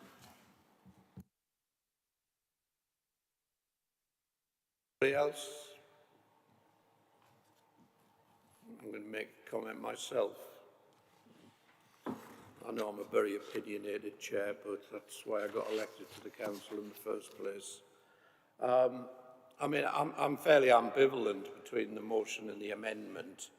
And I have to say, I recall when I was a member of the Corporate Scrutiny Committee back in July, I went along with this.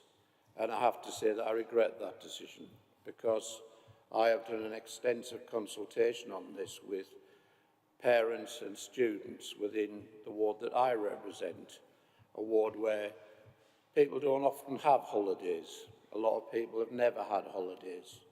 And suddenly, because of the 2 weeks in October, people were able to afford to have a holiday for a week at holiday camps, Pontlands, Butlins, whatever they're called, on the south coast, real opportunities. And I did, as I often do, we have extensive social media within my ward. I hate social media, but I use it quite extensively to consult with parents as to their views. And it was about 7 to 1 to return to a 2-week October holiday because of the advantage, firstly, of being able to have a holiday, but also about breaking up the autumn term. There were also others who would have liked a 2 weeks holiday in May instead, and others who would have liked the old-fashioned longer Christmas holiday with 3 weekends. But there were very few defending the 6-week summer holiday.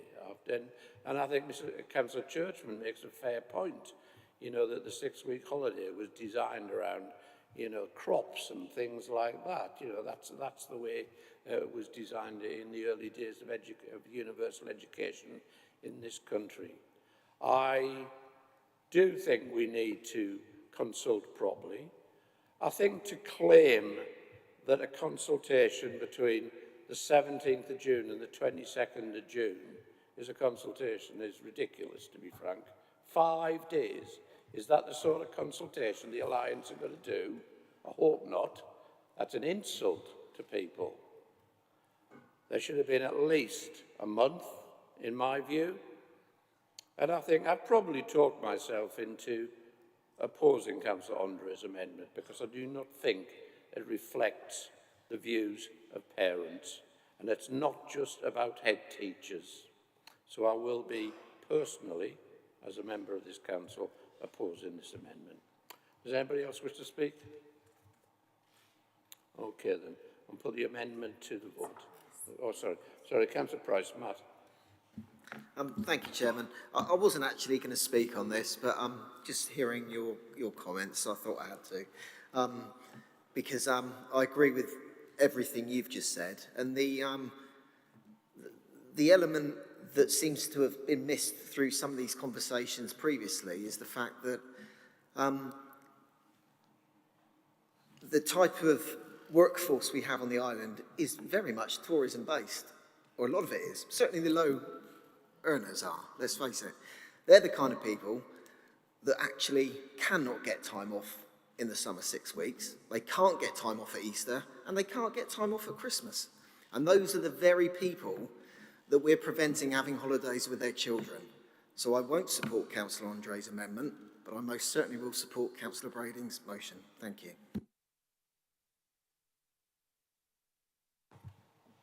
Okay, we'll go to the vote on the amendment first. I suspect that an indicative vote will not suffice, so we will count Marie, if you don't mind. So all those in favour of Councillor Andre's amendment, please show.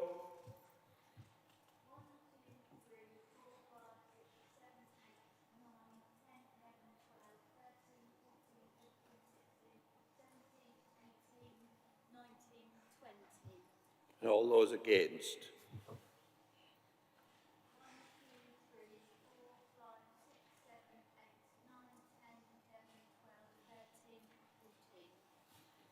And abstentions?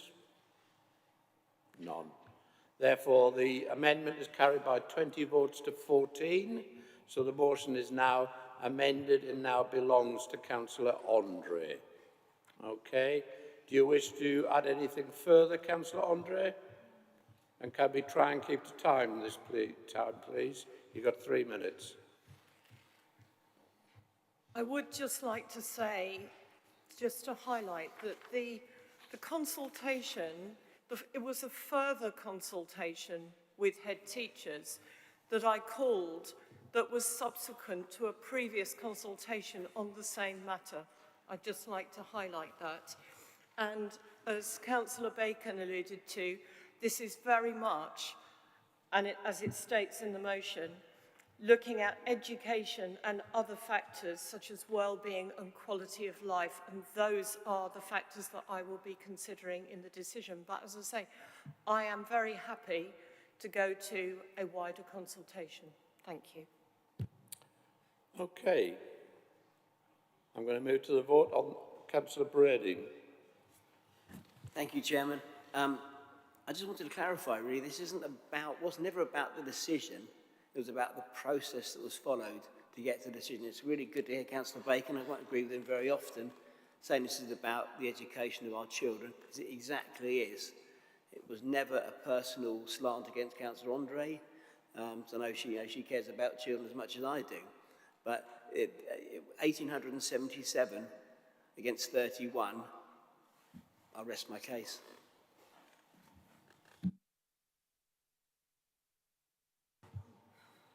Okay, we'll go to the vote on the motion as amended by Councillor Andre's amendment. All those in favour, please show.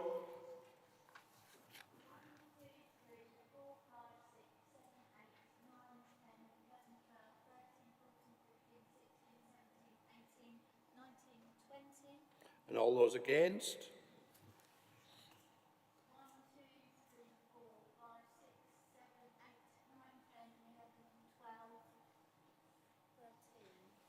Abstentions? That's carried by 20 votes to 13 with 1 abstention. Right, we've done, I think, half an hour of our hour. So we move on to Councillor Pitcher's fireworks motion. Councillor Pitcher, do you want to formally move it? I formally move it and I ask Is for there a a second. seconder? Councillor Downer, thank you. Over to you, Councillor Pitcher. Would you like to speak to your motion? Yes, thank you, Chairman.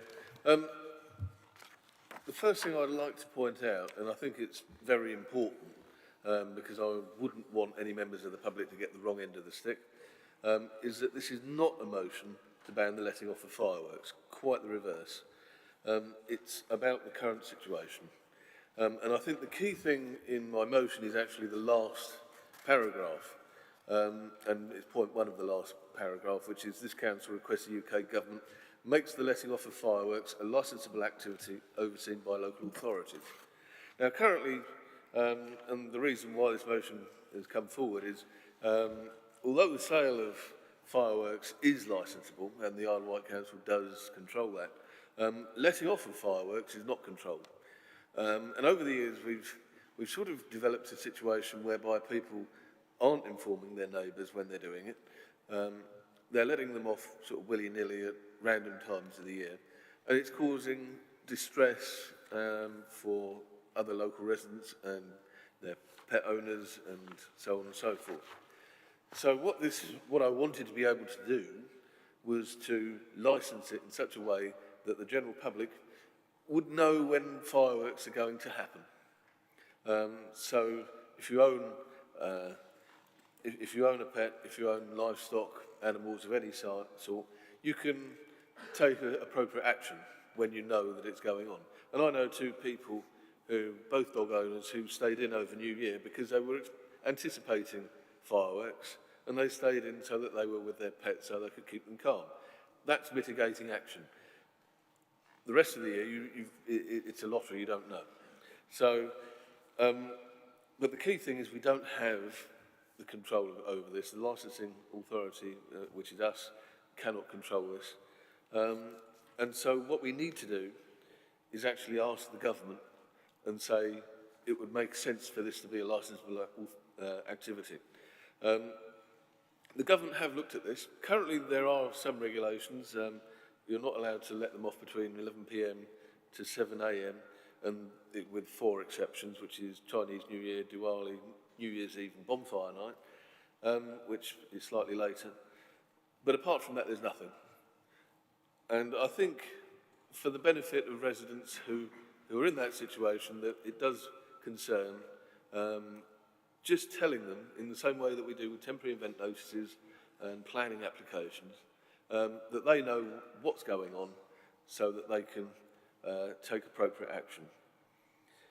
So, given that, and that we don't have the power at the moment to be able to tell our residents when this is going on, I'd like us to write to the government and ask for them to consider making this a licensable activity. Thank you, Darrell. Councillor Downer, do you wish to say anything?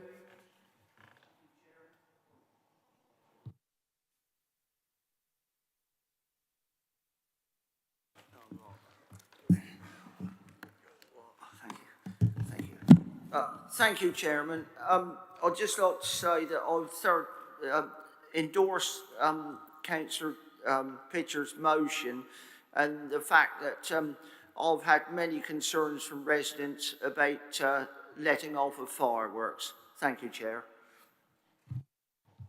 Thank you. Councillor Fuller, Paul.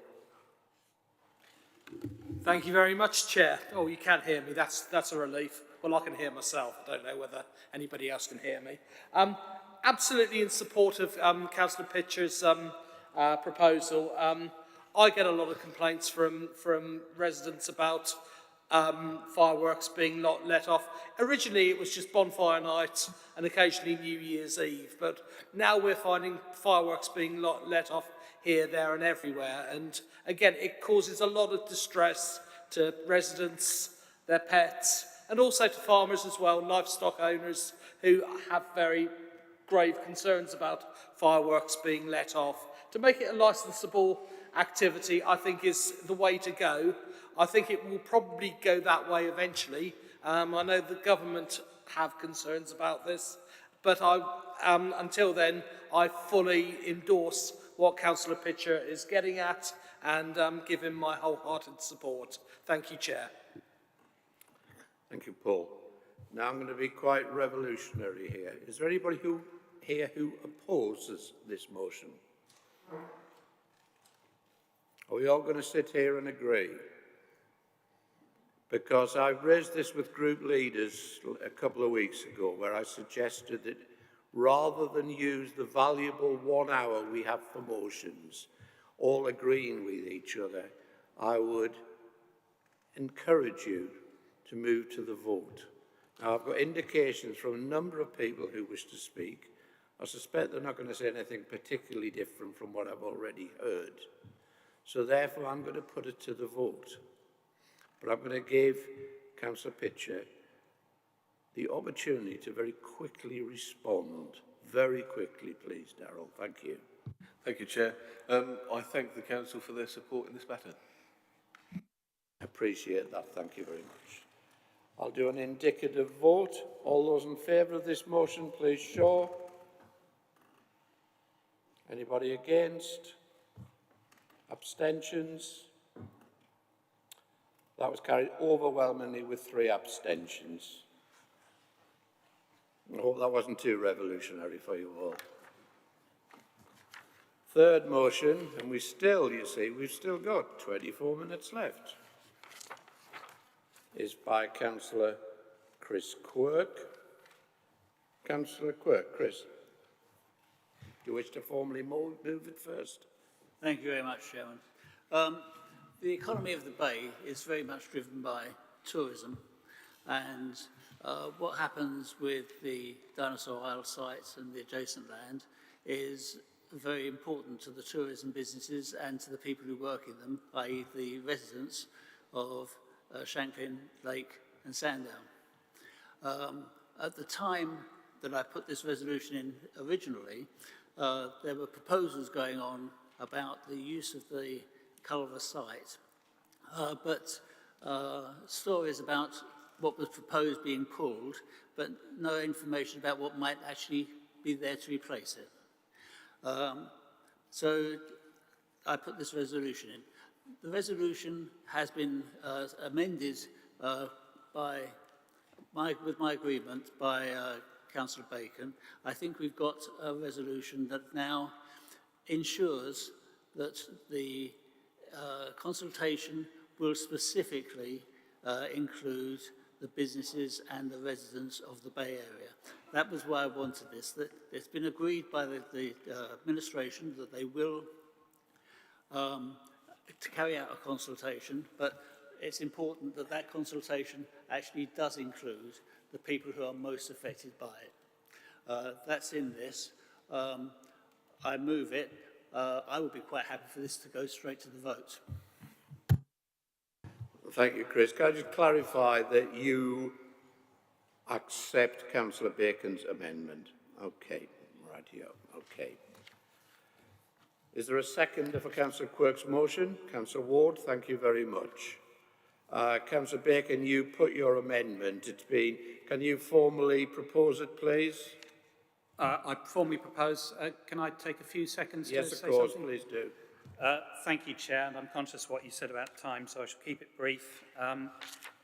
In a way, the key, aside from this motion being amended to note we're doing what Councillor Quirk requests, and I agree with all he says, is the phrase in there, the surrounding area, because the future of Sandown and the Culver area, that whole area, is important and a key concern, not just for this administration, for all of us and for many on the island.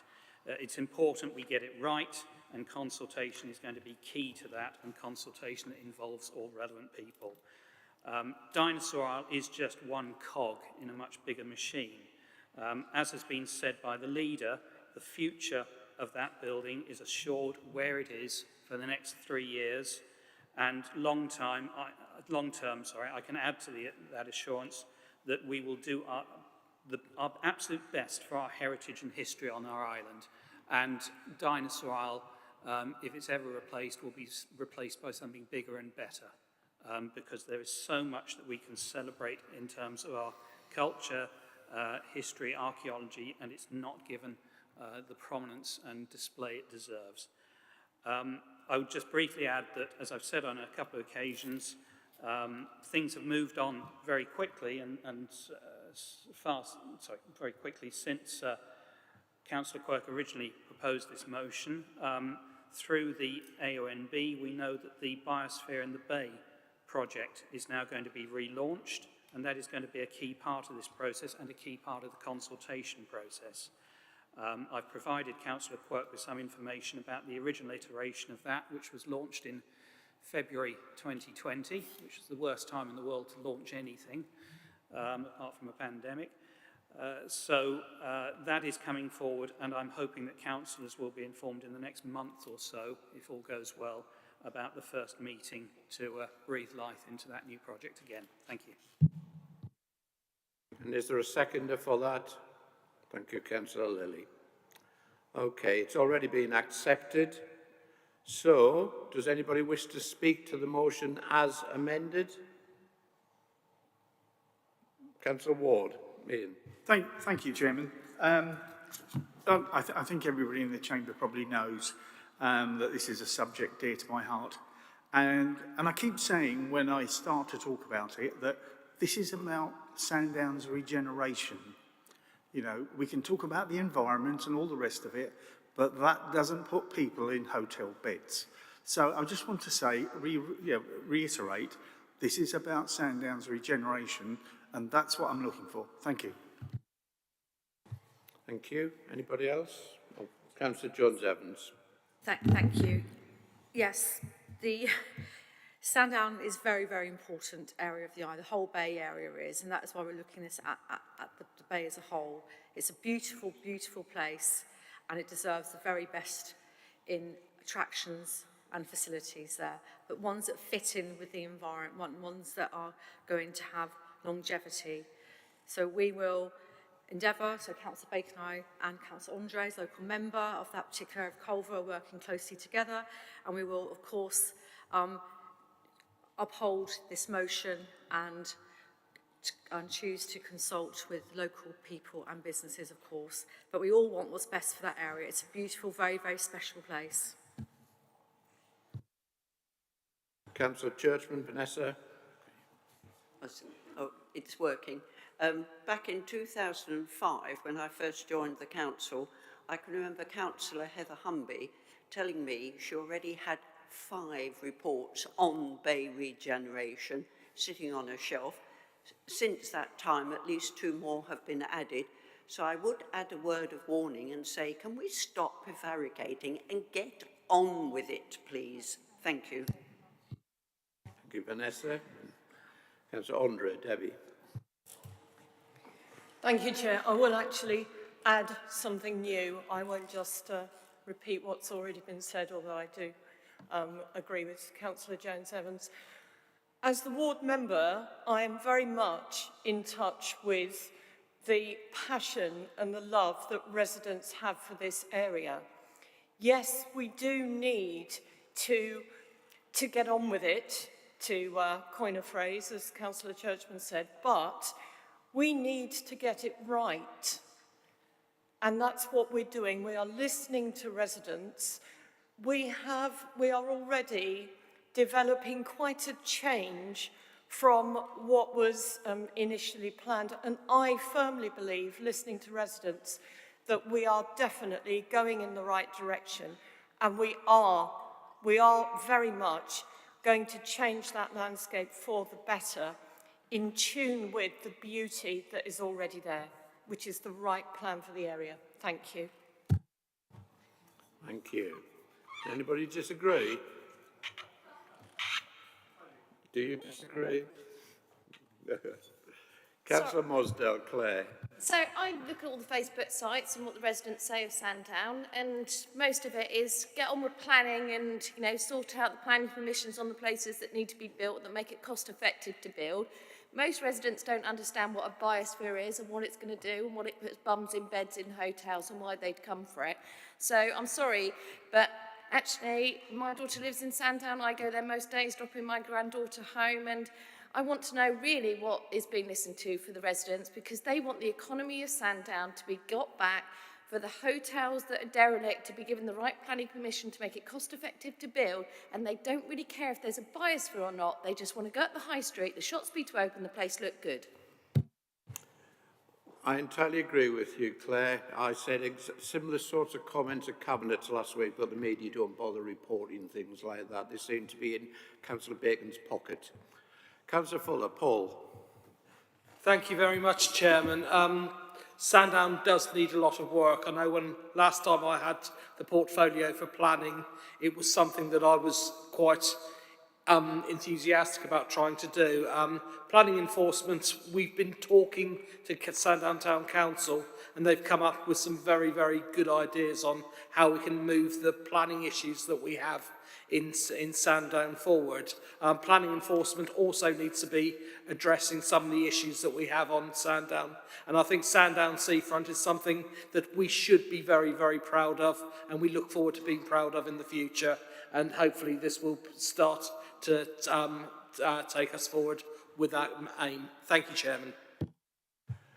Okay, does anybody disagree with this motion as amended?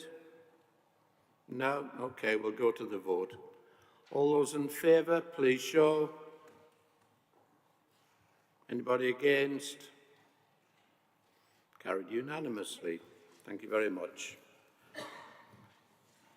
Not bad. We did the three motions in less than 3/4 of an hour.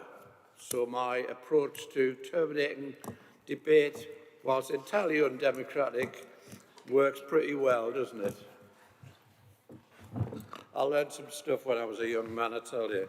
Item 10, member question time, 30 minutes. To receive a reply to the question, to a question asked during a member's question time, a member must be submitted in writing. We had no questions in writing, did we, Marie? I don't think. So, it's over to you. Councillor Lever, I'm going to bring you in first. Joe. Thank you, Chairman. Can we have an update on the draft island plan following the consultation process? And when is the revised draft going to be published? Thank you.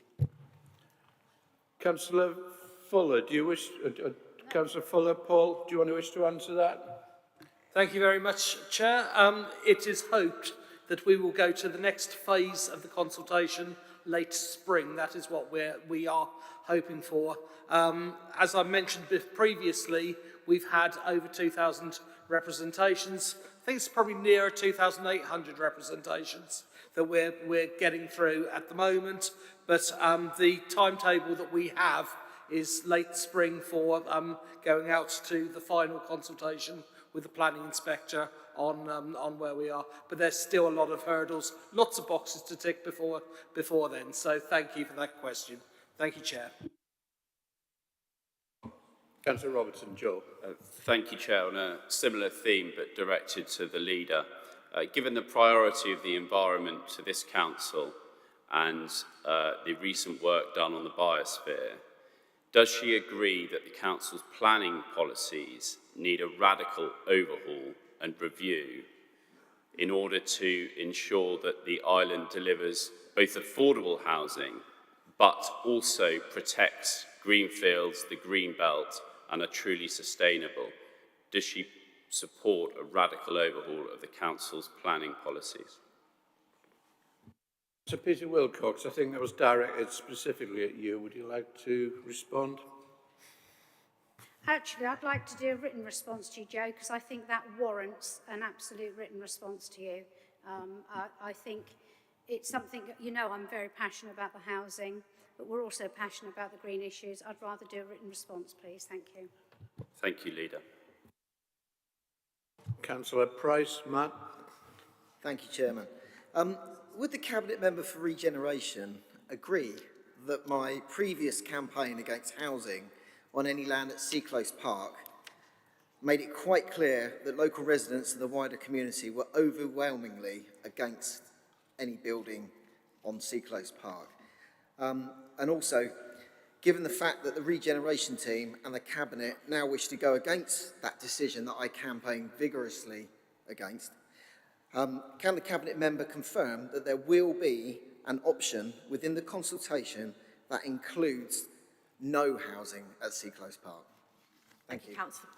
Councillor Jones-Evans. Sorry, thank you, Chair, and thank you, Councillor Price. But as you know, Councillor Price, on page 38 of the master plan, which is what we are consulting on for it to become a supplementary planning document, 38 outlines the options, and the first option is no change here at all. Very clearly laid out in pictorial form as well, pointing directly to the area of the, not the recreation area part of the park, as you'll be aware, but just on that front area adjacent to the garage site. So this is a master planning document.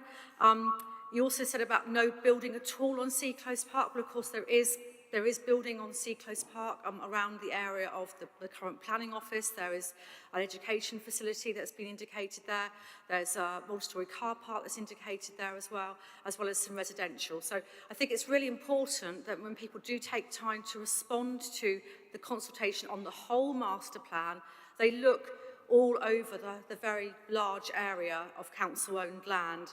And to go to your initial question about the validity of your petition, and you quite rightly did that and raised that.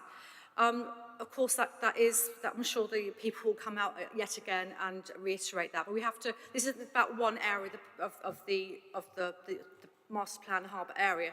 This is about the whole thing, and that's why people must look at everything in the round here. The reason why this has gone out, and I think you said in your question as well, that we've decided, the Cabinet decided that this is going to happen. No, the decision we made last week was for it to go out to public consultation. And the reason why we've taken a different stance on this consultation than the previous Cabinet decision back in October 2020, which you influenced very well with your campaign, and the previous Cabinet took that bit out, is because of the dire housing crisis we're in. And it is a crisis. We can't say anything more than that. You know, it's such a crisis that Councillor Stevens and the leader are working tirelessly on this. And in fact, we're borrowing a large sum of money just to be able to get some relocatable housing for temporary accommodations. People aren't going into bed and breakfast. They're not going into caravans, but having a decent place to live to support their well-being, because we know how bad it is for people when they go into this kind of temporary accommodation. So we're working really hard to look at this, and that's why this door has been left open. We want to hear back from people. Now, as you know, it was on the very first public consultation. And these were consultations that were done in a workshop format, with presentations, lots of drawings, lots of explanation of what was going on, as opposed to just like an online petition. I'm not denigrating what you did, because it was it was good what you did. And I'm, one of your residents, Matthew, so I know all about it. I think I probably signed it as well. You did the right thing by your residents, but there was an element of housing, if you recall, terrace housing overlooking the cemetery, going east to west along that edge of the park, and that was thrown out by the public during those consultations, and that did not appear in the final master plan document that you saw that went to Cabinet. So, we do listen. We're following a proper process, and the whole of the master plan is going out. So I urge everybody to get engaged in it, look at it properly, look at it in the whole, and just think about the future that area can have, because I think it's got a really bright future. Thank you. You are entitled to a supplementary, Councillor Price. Thank you, Chairman. First of all, I want to just make it quite clear, Councillor Jones-Evans, that the whole of Sea Close Park is recreational. It may not have a playing pitch or a tennis court on the front of Sea Close Park, but it is all within the recreational area defined by local residents of Sea Close Park, and I will protect it vigorously. I also want to sort of mention that, to be honest, if all the Regen team can come up with is, at this stage, is revisiting a previous decision not to build on the front of Sea Close Park, I do question, what that team really are achieving. And then I'll go back to, my campaign to get Newport Football Club built at Sea Close Park. It was a no-brainer. I had lots of support, mostly from the public, but many people in this room. And again, something that was just kicked into touch by the regeneration team, and which I won't forgive.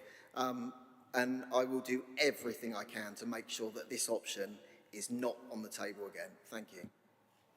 I don't think there's anything to answer there. There was That actually, a statement. was that a question there? Sorry. No, well, if you listen to me, I just said that. There was nothing there to answer. He made a statement. I thought it was a supplementary question, that was all, Chair. That was what I was waiting for. So I just didn't want to miss the question, Well, that was all. I haven't got the gift of foresight. He indicated...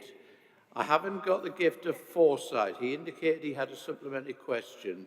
I asked him to put that. You obviously have far more talents than me, Councillor Jones-Evans. Right, are there any other questions from members? Councillor Garrett. Andrew. Thank you, Chair. The corporate plan refers to reviewing and, where necessary, changing the management structure of the Isle of Wight Council to better serve the needs of the council on the island. What progress is there on that?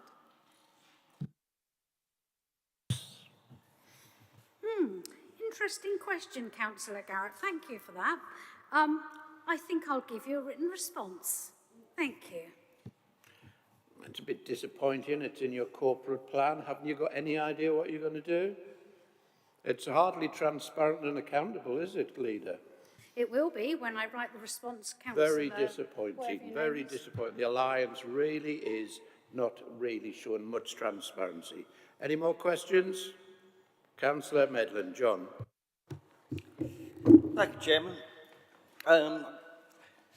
I'm aware that, or as I'm aware, that the administration has met with Bembridge Parish Council to discuss their planning issues. Can I request that the administration will undertake a similar consultation with Freshwater Parish Council, which has recently experienced the planning decision on Birch Close, which, to me, extraordinarily overruled and contradicted the Freshwater Neighbourhood Plan?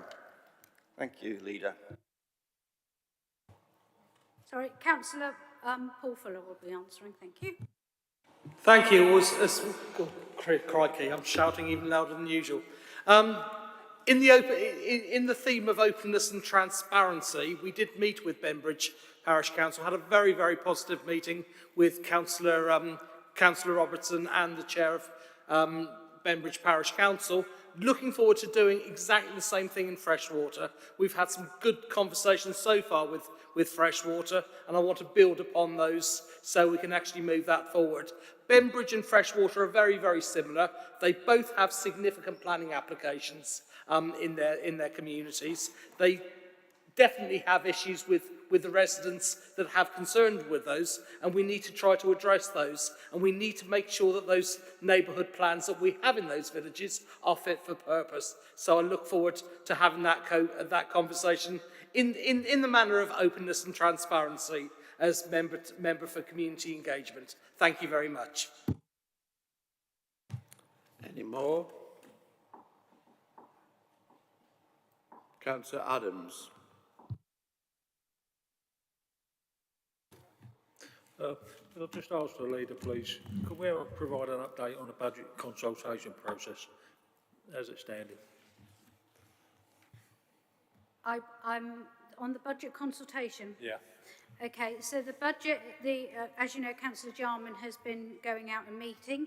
I don't know, you've met with town and parishes at least once.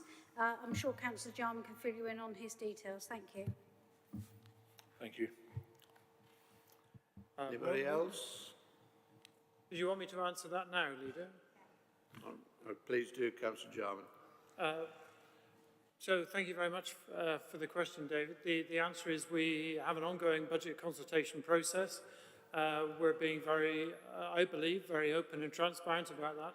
We've had an online session with the town and parish councils that was very well received and generated quite a lot of feedback from it. We have a further session reaching out to the town and parish councils coming up on the 20th, so quite imminently. We've had sessions on the radio stations, online. We've had blitzes both through the council website and Facebook pages, and we've gone out to, I believe, every councillor across the chamber, encouraging them to communicate that budget consultation as widely as they can to their residents. So far, the response is very pleasing. We simplified the questionnaire, as many people will know. The previous questionnaires were rather lengthy, involved a great deal of numbers, which people found rather challenging to digest. and the simpler questions on the consultation this time have paid off. We have already exceeded, well exceeded now, the best of the last 4 years' consultations by a large margin, and I very much hope that further replies come in from members of the public, from businesses, from town and parish councils et al. So I would encourage every member across the chamber to continue to encourage feedback on that budget consultation process. Thank you. Thank you, Chair. Thank you, Councillor Jarman. Councillor Peter Wilcox now wants to respond regarding Councillor Garrett's earlier question. Well, not thoroughly. I will give you a written response, but what I will say is we have been here for just under, I don't know, just over under 7 months. In that time, we have faced, obviously, the pandemic, being locked in, locked out, whether we can have meetings, can't have meetings. We've had floods in certain areas that we've had to deal with. We've had a lot of noise over the road race application. We had a lot of noise over the whether we should be allowing the festival to happen. I was very clear when I spoke, when I got in, that I was adamant that if I got into this position, I was not making massive changes. And the reason is, we're in the middle of a pandemic and we're trying to get ourselves. I told everybody my priority was people's mental health and well-being, their financial health and well-being, and those were my priorities to make sure that we could get through. So, in response, I'm not going to rock the boat and make massive changes when we're trying to get through. We've completed, the plans. We've started the island plan.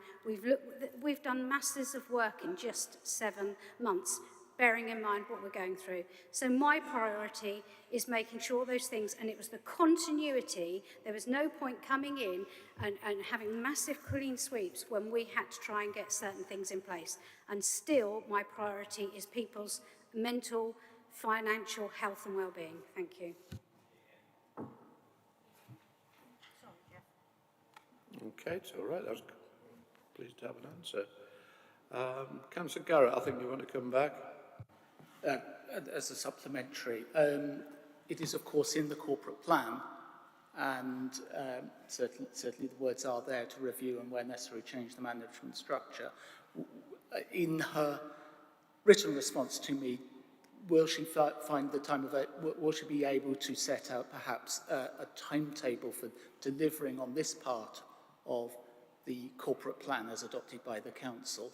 I understand her answer, but I do feel that if something is in the corporate plan, then it is legitimate to ask questions upon it, and I will continue to do so. And absolutely, Councillor Garrett, and so long as I sit here, I will expect answers. If it's in the corporate plan, I would assume that plans are in place, not, oh, we're not dealing with it now. Thank you. Just to comment on the budgetary situation, of course, 2 weeks tonight, the draft budget will be issued. 2 weeks tonight, yes, it's something that is probably a little bit of a shock to the administration, but the papers for Cabinet at the beginning of February go out on the 2nd of February. So this time, in 2 weeks' time, I will certainly be poring over the outcome of the consultation, as I am sure our friends in the media at the back will do, and everybody else in this room. It's always a fantastic time in the local government cycle, I find. Any other questions? Councillor Mosdale, Claire. Thank you, Chair. When we were all either re-elected or newly elected, there was a group meeting online and it said what were your main priorities, and you just had to put in the chat bar what they were. Most of the councillors from rural communities put in that there were problems within the villages with no pavements and stuff, with speeding and large vehicles, etc. We seem to be getting a stock answer at the moment. Even when we write it on behalf of parish councils, that there is this all-island speeding review. We have a problem in Haven Street and Newchurch with large vehicles, not just speeding vehicles, and we have no pavements. So our question would be, this speeding review that we just keep saying is going to take a year, when's the start date, when's the end date, and how does everybody ensure that they have a fair crack at saying what their rural communities need?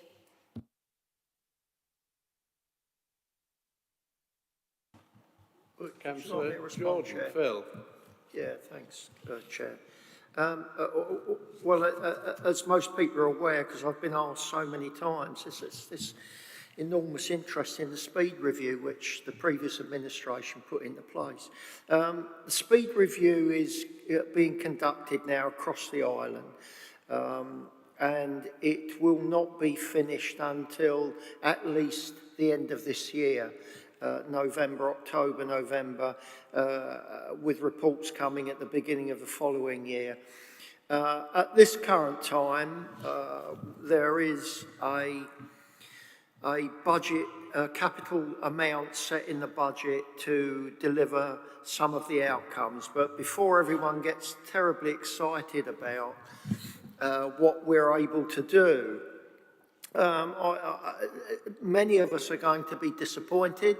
Very few of us may be very happy about what gets delivered, but to deliver speed reduction schemes is extraordinarily expensive, even though many people, residents and councillors alike, seem to misunderstand what's involved in bringing forward a speed reduction in itself.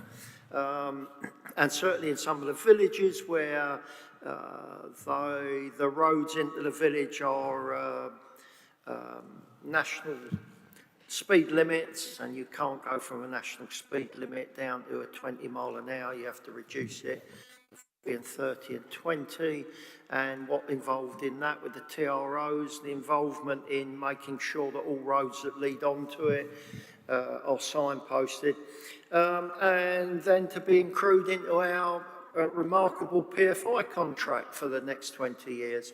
So the idea that this speed review is going to solve these speed reductions in your villages is probably and possibly not going to happen for many of the villages, and that's a reality of the financial position that this council is in due to the Conservative government's continued reduction in our funding. Thank you. Thank you, Phil. I think the half hour is up, unless have I? Blimey, oh God. You sure? All right.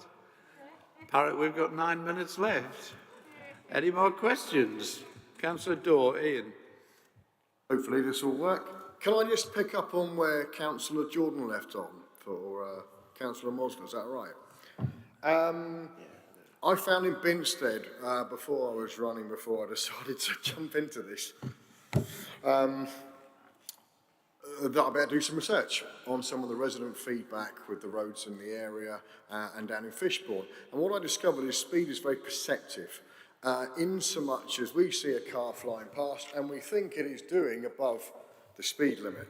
And actually, it isn't. And the way I discovered that is I simply borrowed a friend's speed camera from the mainland. And so for about 2 weeks in February, I was in Binstead in Fishbourne, out clocking cars, to either confirm or deny whether I needed to take that forward if I was actually elected. And luckily and thankfully, some of the roads were a lot slower than is perceived by the residents.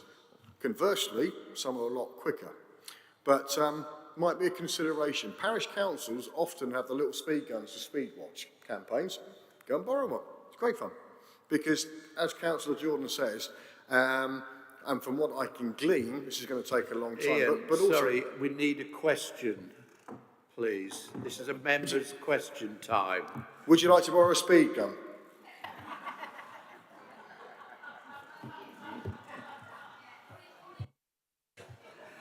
Councillor Mosdell, you were indicating you wanted to ask a supplementary question of Councillor Jordan, and now that we've got this extra 9 minutes from somewhere, you can ask it. Thank you. Part of my question wasn't just about speeding. It was in rural villages and on quiet roads with the size of the lorries and stuff like that that are used on those roads. So at the moment we get a response about a speed review, and I've had an answer about a speed review. But when you are in rural villages with no pavement and the size of the lorries that are going down, what can be done to look at width and weight restrictions as well to make those roads safer for our rural communities? Councillor Jordan. I'd need exact details. I mean, as we probably know, there are some rural areas where there are businesses. I remember Newnham Road, where we decided to give a haulage firm up a very narrow lane permission to run their business from. I know in Newchurch there are businesses along a very narrow lane. I'd have to know details, Chair, about which villages and which roads and which lorries and at which time we're talking about. And of course, as we all know, our other favourite subject, we've got a number on transport, as Councillor Ward knows, having had to sit through this for 4 years. Ian, with the ferries, the floating bridge and the PFI contract and transport and the speed review, I've completely forgotten what I was going to say now. Somebody said keep talking for the next 9 minutes, Chair. So. Thank you. Any more questions? Councillor Love, Carl. Thank you, Chair. Might I ask the leader for an update on the floating bridge and the position we're currently in, possibly through the member? There we are. Thank you, Chair. Perhaps our favourite subject. Just to reassure councillors that we have moved forward in the floating bridge. We have carried out the independent review, which was asked for now 15 months ago and officially in writing 12 months ago. We've now carried that out. We are now starting the process of implementing the recommendations from that review. We've also now agreed a date for mediation, and I'm not going to reveal details of that, except to say that our claim is multi-millions, and that is taking place on the 2nd of March, and we hope to arrive at a fair and acceptable settlement in terms of our claim on that day. But the message is we're moving forward on the floating bridge, we're sorting it out, it needed sorting out, and we're going to sort it out. We said we'd do it, and that's what we're doing. Can I have my supplementary, please? A supplementary? Yeah, go on, Carl. I'm grateful for the response. And I'm pretty disgusted in the millions that we've spent in all the time that has been wasted when we've been asking for this review to take place from the previous administration. Is there a question, Carl? It's not statement time. Thank you. Councillor Quirk, Chris. Yes, as we're talking about the floating bridge, did the recent survey that was carried out, or investigations carried out, find any different results to the previous one? I didn't catch the last sentence, sorry, Chair. There was a previous report on the independent report on the floating bridge. Did the latest independent report find anything different from the original one? Well, Chair, it was a different report. Firstly, it was independent. That's quite an important part.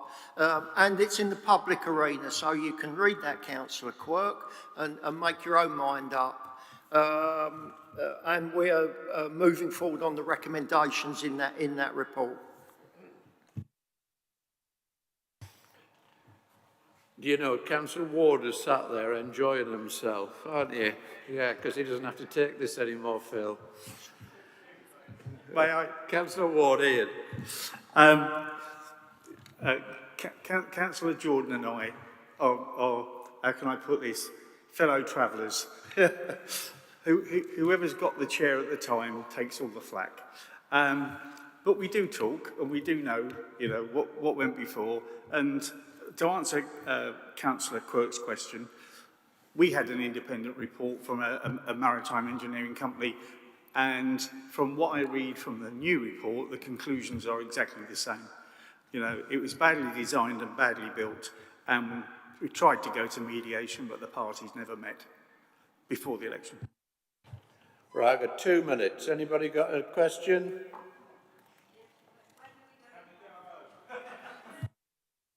Well, that's up to you. I would have finished half an hour ago if I'd had my way. It's you lot. You can't stop speaking. Right, that's it then. With 2 minutes before we have to finish, I will thank you for your attendance, thank you for your forbearance and your good humour, and I formally close the meeting. And thanks to all the staff for arranging today up here, which is not my favourite venue, and hopefully we'll be back in the council chamber for Budget Council, my favourite meeting of the year. I can't wait till the 2nd of Feb. Good night, everybody. I formally close the meeting.